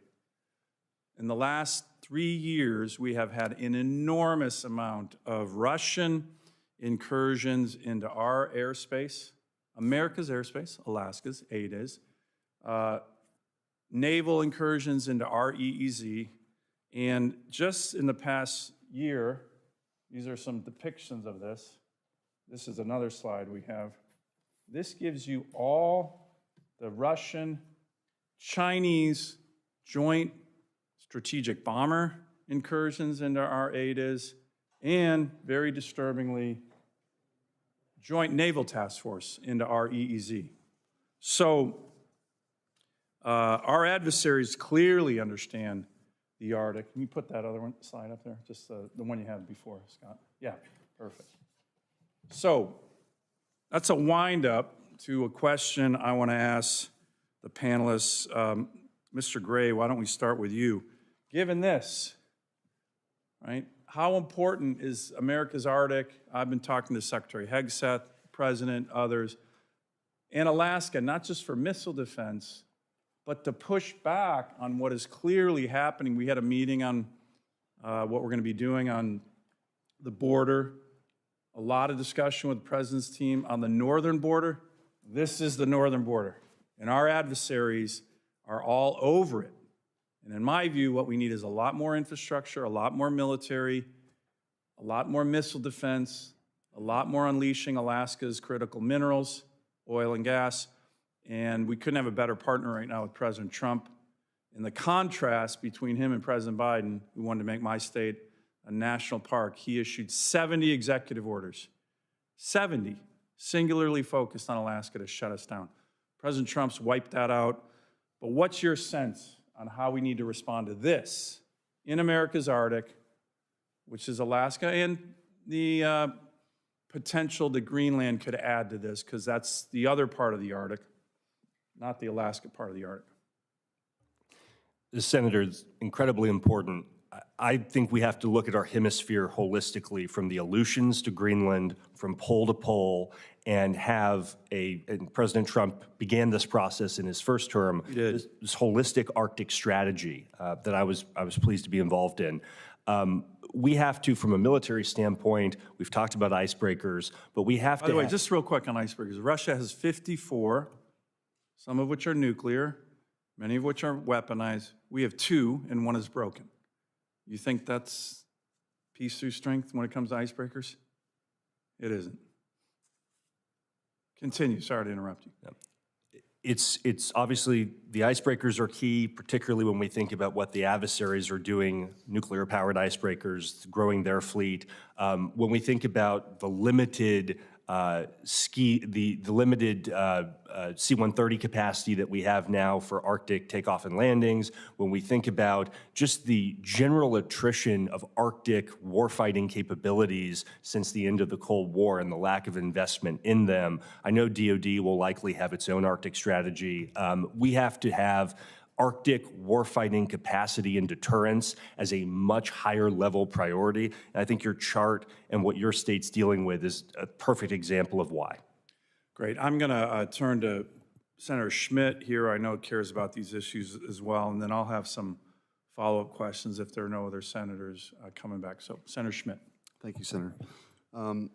For 80 years, nearly 80 years, the United States has provided the security blanket that has kept NATO allies safe. Yet when President Trump raised valid concerns about Greenland's security, NATO talked about protecting Greenland not against Russia, not against China, but against the United States. That is totally absurd. The reality is that President Trump's messaging is about defending not just America, but also our NATO allies against Russian and Chinese aggression. The reality is the real threat in the Arctic is Russia and China, and it is growing. Russia has reactivated Soviet-era bases, expanded its nuclear icebreaker fleet, and sent submarines into Greenlandic waters, one of which was only detected by chance. China, despite being 900 miles away, calls itself a near-Arctic state and is using its polar Silk Road to expand its influence over Greenland's infrastructure. Despite these mounting threats, Denmark has failed to provide adequate security for Greenland. The island's 27,000 miles of coastline remain largely unmonitored, and foreign vessels repeatedly enter its waters unchecked. The U.S. cannot afford to sit back while others neglect these responsibilities. The Arctic is a key frontier in global competition, and Greenland is central to U.S. security. Whether we acquire Greenland, increase military presence, economic investment, or formalize security arrangements, we must ensure Greenland's future aligns with U.S. interests, not Beijing's and not Moscow's. Whether through increased military presence, economic investment, or formalized security arrangements, we must act now to secure the Arctic for ourselves and our allies. So with that, I did want to ask Mr. Gray, I mentioned the Polar Silk Road. How would you compare that to the One Belt, One Road initiative? Senator, I think of it as just the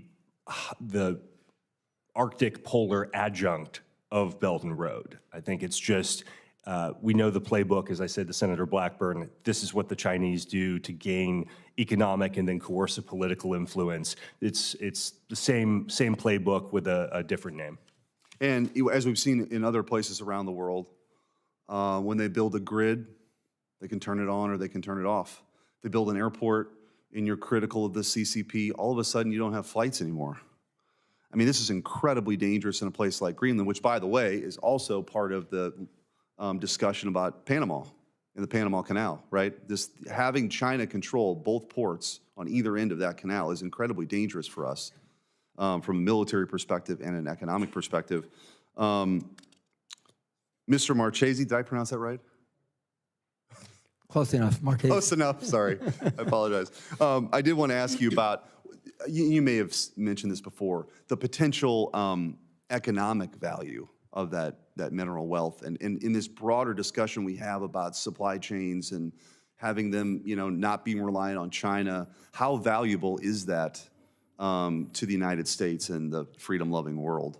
Well, Senator, it's extremely valuable, but as I mentioned, sir, it will take, in my opinion, significant capital from the United States in order to get private industry. The United States should not be in the business of operating critical mineral resources. So it should, in my opinion, be the private sector, but it will take, in my opinion, significant incentives for the private sector, not necessarily, well, the significance of the upfront money would be to de-risk or somewhat help de-risk these projects. It's all about risk and reward. That's why, if you look at the map today, there are very few projects that are in existence. It's just the uncertainty of what's really there. So in the half a minute I have left, what specifically, I mean, you started to sort of outline that. What is it, if we wanted to endeavor and we had a sort of working with them, what steps would we take to move forward on that? Well, Senator, the first thing we have to do is actually, like anything, identify what's there. We have, at this point, just literally scratched the surface of what's there. The sampling that's been done just indicates this is there. What we don't know is how much of it is there, the grade of what is there, how difficult it is to, and when I say difficult, the level of difficulty it is to process these materials. So there's a lot of unanswered questions which the average private company just is not in a position to undertake. And the very largest mining companies, they're risk averse. These are not individuals that are accustomed to what I would call high-risk investment. So it takes a different mindset when you're going into a country like Greenland than, for example, staying in the United States. Well, one of the things I think has been the hallmark of President Trump's foreign policy, and certainly what I believe in, is identifying what are our core national interests. I think this era of adventurism is over. What are the core interests of the United States of America? And I think Greenland sits sort of front and center with that. So I appreciate the conversation and the hearing today. Thank you. Senator Hickenlooper. Thank you, Mr. Chair. Thank you all for being here. Dr. Pincus, several Colorado institutions are actively conducting research to advance the Department of Defense's 24 Arctic strategy. Center for National Security Initiatives at CU Boulder launched into sensing technology, energy, cybersecurity. The Center for Combat Medicine and Battlefield Research at the Medical Center at CU Anschutz has taken a leadership looking at Arctic casualty care for warfighting that's there. Dr. Pincus, how can we continue to foster partnerships between the Department of Defense and the academic and research community on these, to support these national security efforts in the Arctic? Thank you, Senator, for that question, and I appreciate you flagging the strong connections and support between the Department of Defense and our research and academic institutions, which has played out particularly in the polar regions. Both the Arctic and Antarctica have long been places where there's been close cooperation between U.S. science institutes and the U.S. military. And that has redounded to the benefit of the United States. We have world-leading scientific capacities. We have a technology-based economy, and that comes out of decades of support for basic science and research, and also, all of the tech spin-offs that come out of that. And so I think, you've listed a couple of examples of research efforts that are likely to provide economic benefits as well as military advantages. I think that's always been very important. Militaries must constantly innovate to dominate. And, the polar regions are places where that's especially true given their unique challenges. Great, thank you. I appreciate that. And certainly, I remember 30-some years ago, some of the scientific research into the Arctic was derided as being useless. And the scope of history requires us to keep looking and being curious. I had a friend who was a geologist who cross-country skied across Greenland in 1985. It's pretty flat, at least until you get to the coast. Dr. Mukasey, obviously we talked about the critical and rare earth minerals that are at Greenland. However, as you've mentioned, they're mostly locked in the ice. The cold weather and winter mining, I mean, you really can't do it too much in the winter there, it's so cold. The U.S., one of our great advantages against China and Russia has always been our allies, our network of alliances and partners, many of whom have extensive mining experience. Canada, excuse me, Canada obviously has a lot of experience in coal mining, Japan, seafloor mining. How might the new critical mineral mining ventures in Greenland benefit from that shared expertise? Good question, Senator. Unfortunately, most of the downstream, which is the processing capabilities in the world, are located in Southeast Asia, and specifically China. China prohibits their researchers and professionals from doing this in other countries. So even if Greenland, in an alternative universe, if the United States said, hey, we want your help, they wouldn't give it to us just because it's prohibited. There is expertise in Africa. There's expertise in South America. But again, it depends on the type of mining you're referring to. So for example, there is significant expertise around the world in base metals. So copper, aluminum, things like that, no problem finding expertise anywhere. Right. When you start getting into the critical mineral area, as I said, most in Southeast Asia, but specifically some in Europe. So they, in my opinion, would have the expertise available, but in limited. I understand what you're saying. It's complex. It's not easily accessible. Yes. Got it. Dr. Mercer, as you know, Arctic research in remote, austere environments through the National Science Foundation, through NOAA, requires, again, close collaboration with our partners, our allies. The funding freeze issued by the Office of Management and Budget could really disrupt some of these research efforts. In the Bipartisan CHIPS and Science Act, the Congress directed the NSF to create an Office of Research, Security, and Policy, responsible for identifying and addressing security risks that impact research integrity of the U.S. projects. In your view, does the increasing presence of China and Russia in the Arctic region show or create any new research security risks that Congress should be especially vigilant about? Thank you for your question. The Office of Polar Programs in NSF works in close partnership with our Office of the Chief of Research Security Strategy and Policy.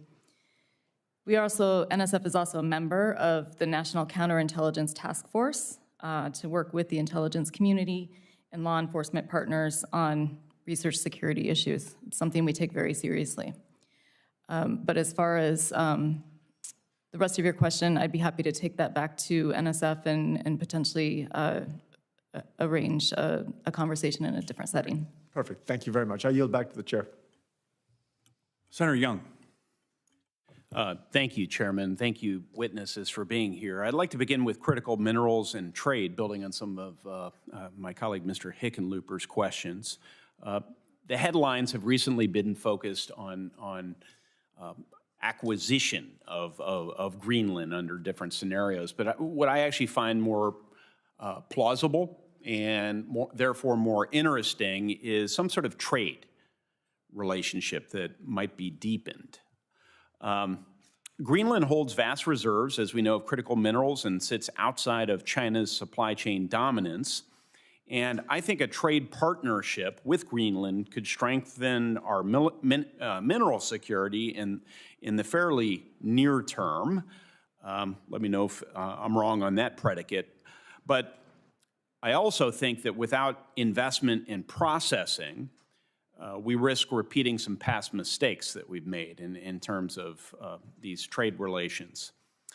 A smarter approach might be to go beyond extraction and ensure that trade agreements support investment in refining, processing, and manufacturing to work together with our counterparties and build a resilient supply chain rather than shifting dependencies.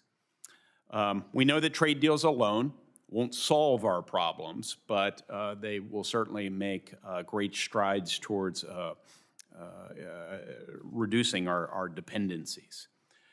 Without addressing permitting delays and infrastructure gaps at home, even the best agreements could take years to deliver real results.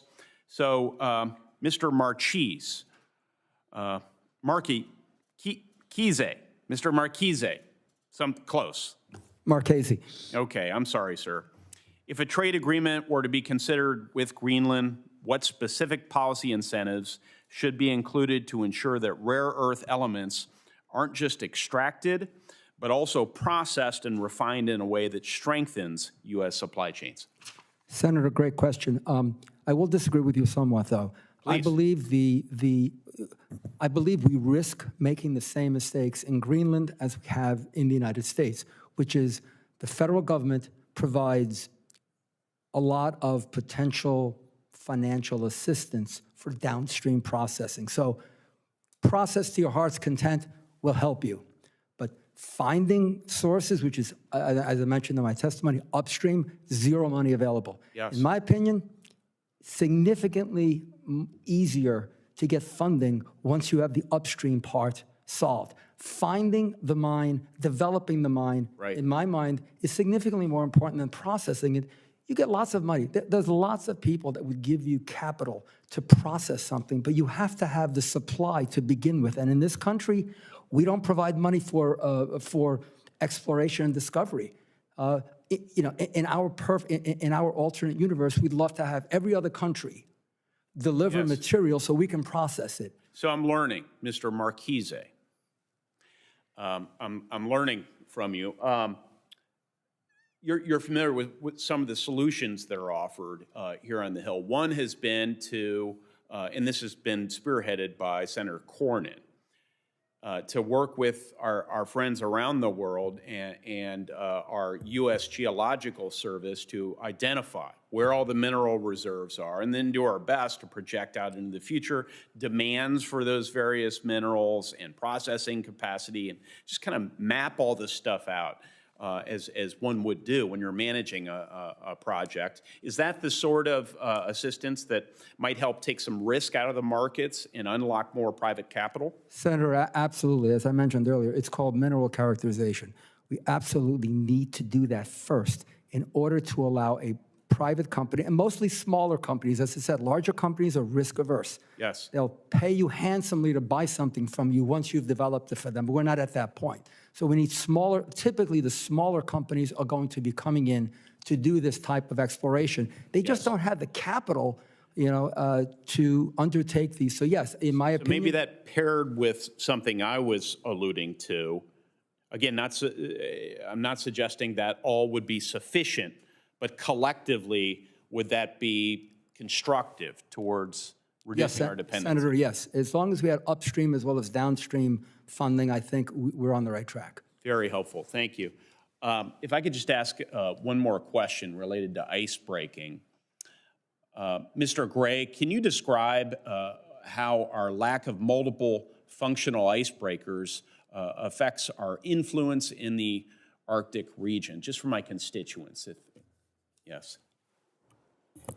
Well, Senator, it just limits our capacity to go where we need to go when we need to go. It limits deterrence, it limits presence, it limits our ability to have domain awareness of critical sea lanes, and it cedes the key seaways to adversaries who are making those investments, China and Russia, who are building the world's largest icebreaker fleets, including nuclear icebreakers.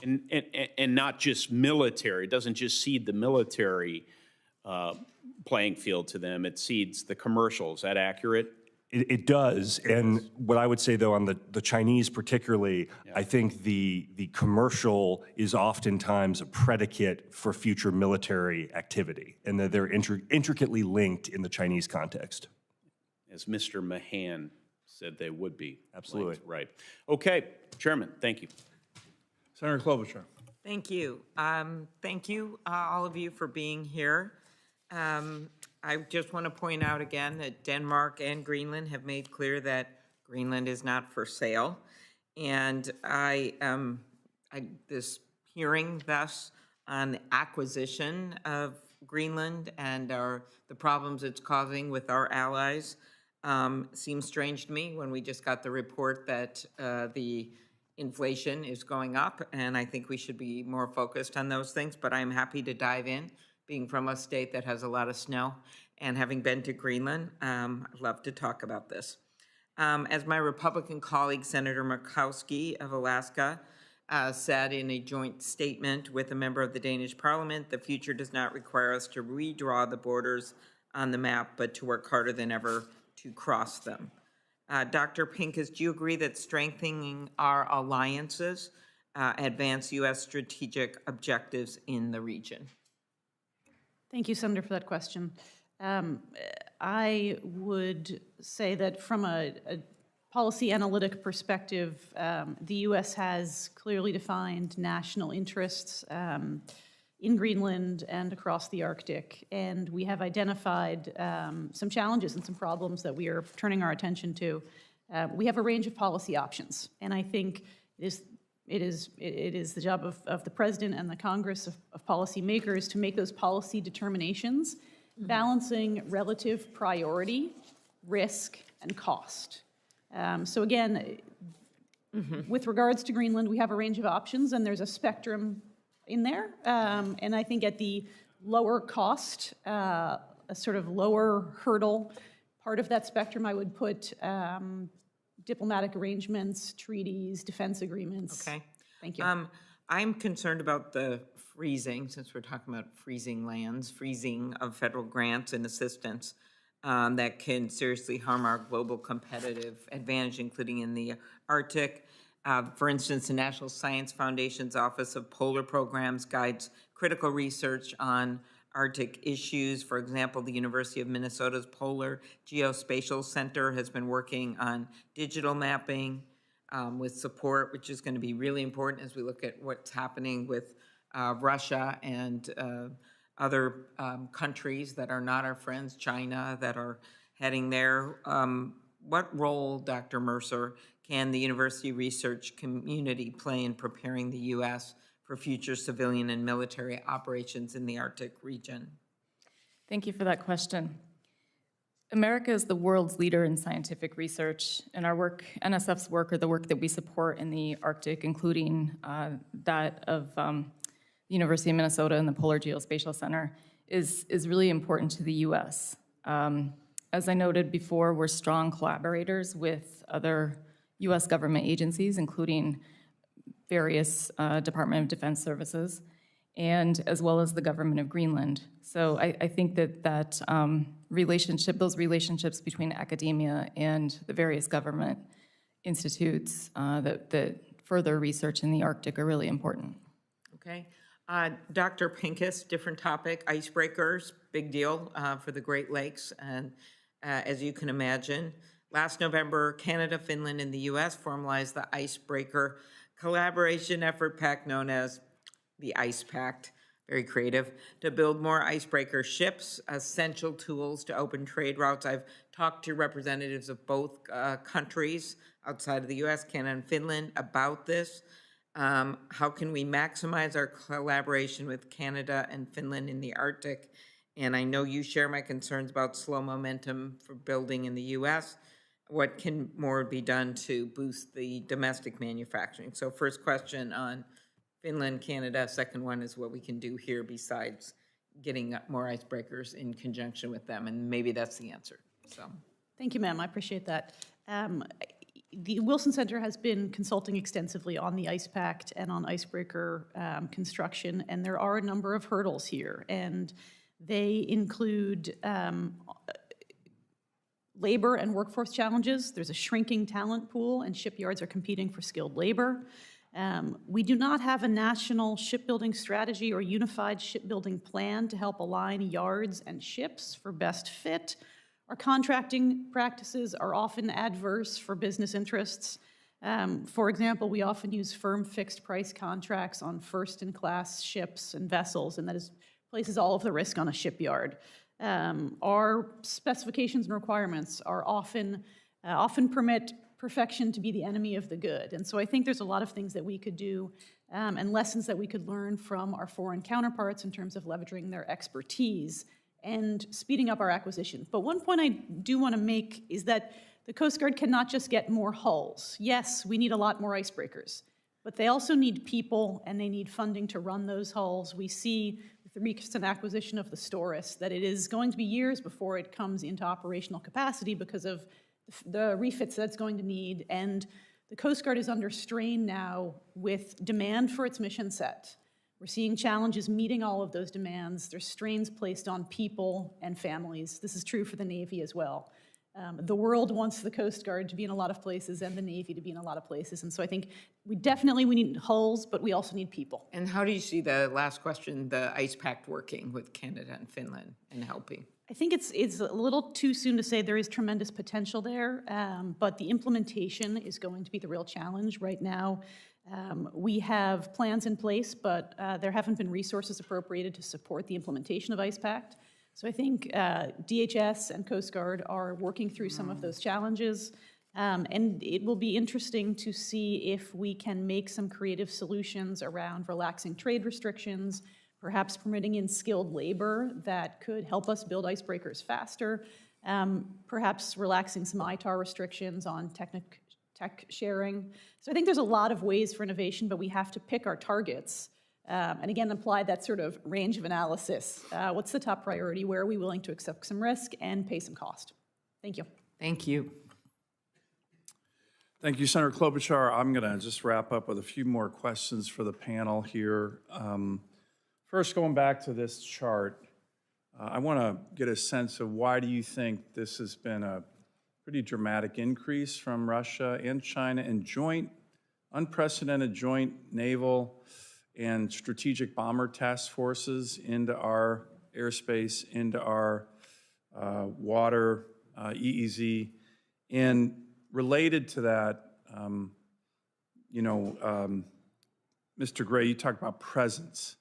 You can't have presence without infrastructure. I think it's high time that we start looking at more infrastructure to be able to address this. We're going to have a hearing with the NORTHCOM commander on the Armed Services Committee tomorrow, and I'm going to talk a lot about looking at potential bases. There's an incredible Navy base out here. The ADAC Naval Base was closed during BRAC. That could be a great sub base, Naval Air Station base, surface warship base, huge refueling capacity right there, flanking the Russians, Chinese, very strategic. We're trying to get a strategic port built in Nome, Alaska. But otherwise, we have very little infrastructure from which to launch military, economic, icebreaker capabilities. So maybe just a quick question for all the panelists. Do we need more infrastructure in America's Arctic? And now I'm not talking Greenland. This hearing's about strategic interests in the Arctic. We're an Arctic nation solely because of that great state, Alaska. So what's your sense for all the panelists on infrastructure in the Arctic to combat what is a very, very aggressive move by our adversaries? And by the way, just talking to the NORTHCOM commander, we had one of the busiest times ever in terms of aggressive incursions, joint Chinese-Russian operations, that's unprecedented. He thinks this year it's going to be even more. So we got to be ready. For America, protecting America, right now, what's the sense of the panel on infrastructure in America's Arctic? Senator, I couldn't agree more. We have to have more infrastructure, not just from a defensive presence standpoint to protect our homeland, but also from a power projection standpoint. We've allowed our Arctic infrastructure, in addition to a lot of our just our general defense industrial infrastructure, to atrophy. I think this would be a huge way to boost our capacity to deter in the Arctic. Great. Mr. Marchese, you have a view on that, sir? Senator, I couldn't agree with you more. You're preaching to the converted. We, in my opinion, need significant more infrastructure spending, not only in Alaska, but in the United States. You know, there's nothing wrong with fishing at your feet. I mean, we have everything we need here. It's great that we're going to Greenland, but let's concentrate on what we can control, which is United States investment. Great. Thank you. Dr. Mercer. Thank you for the question, sir. As I said before, America is the world's leader in scientific research, and that's certainly true in the polar regions. We rely on heavily, in order to be the leader in research in the polar regions, on the Coast Guard icebreakers, the LC-130 aircraft, the C-17 aircraft, the space-based Patufic in Greenland, and as I noted in my opening testimony, we're in the process of in the design process to recapitalize and modernize Summit Station at the center of the Greenland ice sheet. Great, thank you. And Dr. Pincus. Thank you, Senator. I agree that we are seeing increased adversary presence in the region because they perceive weakness on their part, and so they're pressing us. Yeah, and by the way, it's not on this chart. I have another one that shows I think some of the witnesses said this earlier, they're building up their infrastructure, particularly military, but also energy and critical mineral infrastructure in a huge way in the Arctic, and we're still I agree, kind of exuding weakness. Yeah. But I would also note that we face multiple challenges in Alaska. In addition to extending and expanding our presence there, we have challenges with coastal erosion and some of the permafrost issues, so there's money that needs to be put into current DoD installations to harden them. We're also seeing the expansion of wildland fires and other novel challenges. So I think efficient spending decisions to get as much bang for our buck is important so we can meet the full range of national security through economic and community concerns related to that really wide range of challenges. So, I would put the Coast Guard at the top of the list because it's got a broad mission set and its assets can be utilized for a lot of different purposes. Obviously, DoD assets can be applied to civil disasters as well. And then new technology that can help us respond effectively and juggle competing demands, whether it's from a massive wildfire, a big coastal storm, like some of the storms we've seen in Western Alaska, or military challenges. We have to do all of those at the same time. So it's a real big problem set, and I appreciate you flagging it. Good. Thank you. Well, listen, we're going to be working on this. Our budget reconciliation plan here on the Senate side is going to have a lot of resources for our military, for the border, by the way, the northern border as well as the southern border, and the Coast Guard. And I think that's going to be welcomed, hopefully in a bipartisan way. But listen, I want to thank the witnesses. This has been a great hearing. The issue of the Arctic is a really important one. Appreciate the chairman putting this on the agenda really early in his tenure. Senators will have until close of business on Wednesday, February 19th, to submit additional questions for the record from our witnesses. We respectfully request the witnesses to try to get those back by Wednesday, March 5th. To respond to questions for the record. Again, thank you. Great panel today. A lot of interest, as you can see, in a bipartisan way on Greenland, on the Arctic. We got a lot more work to do. This committee stands adjourned.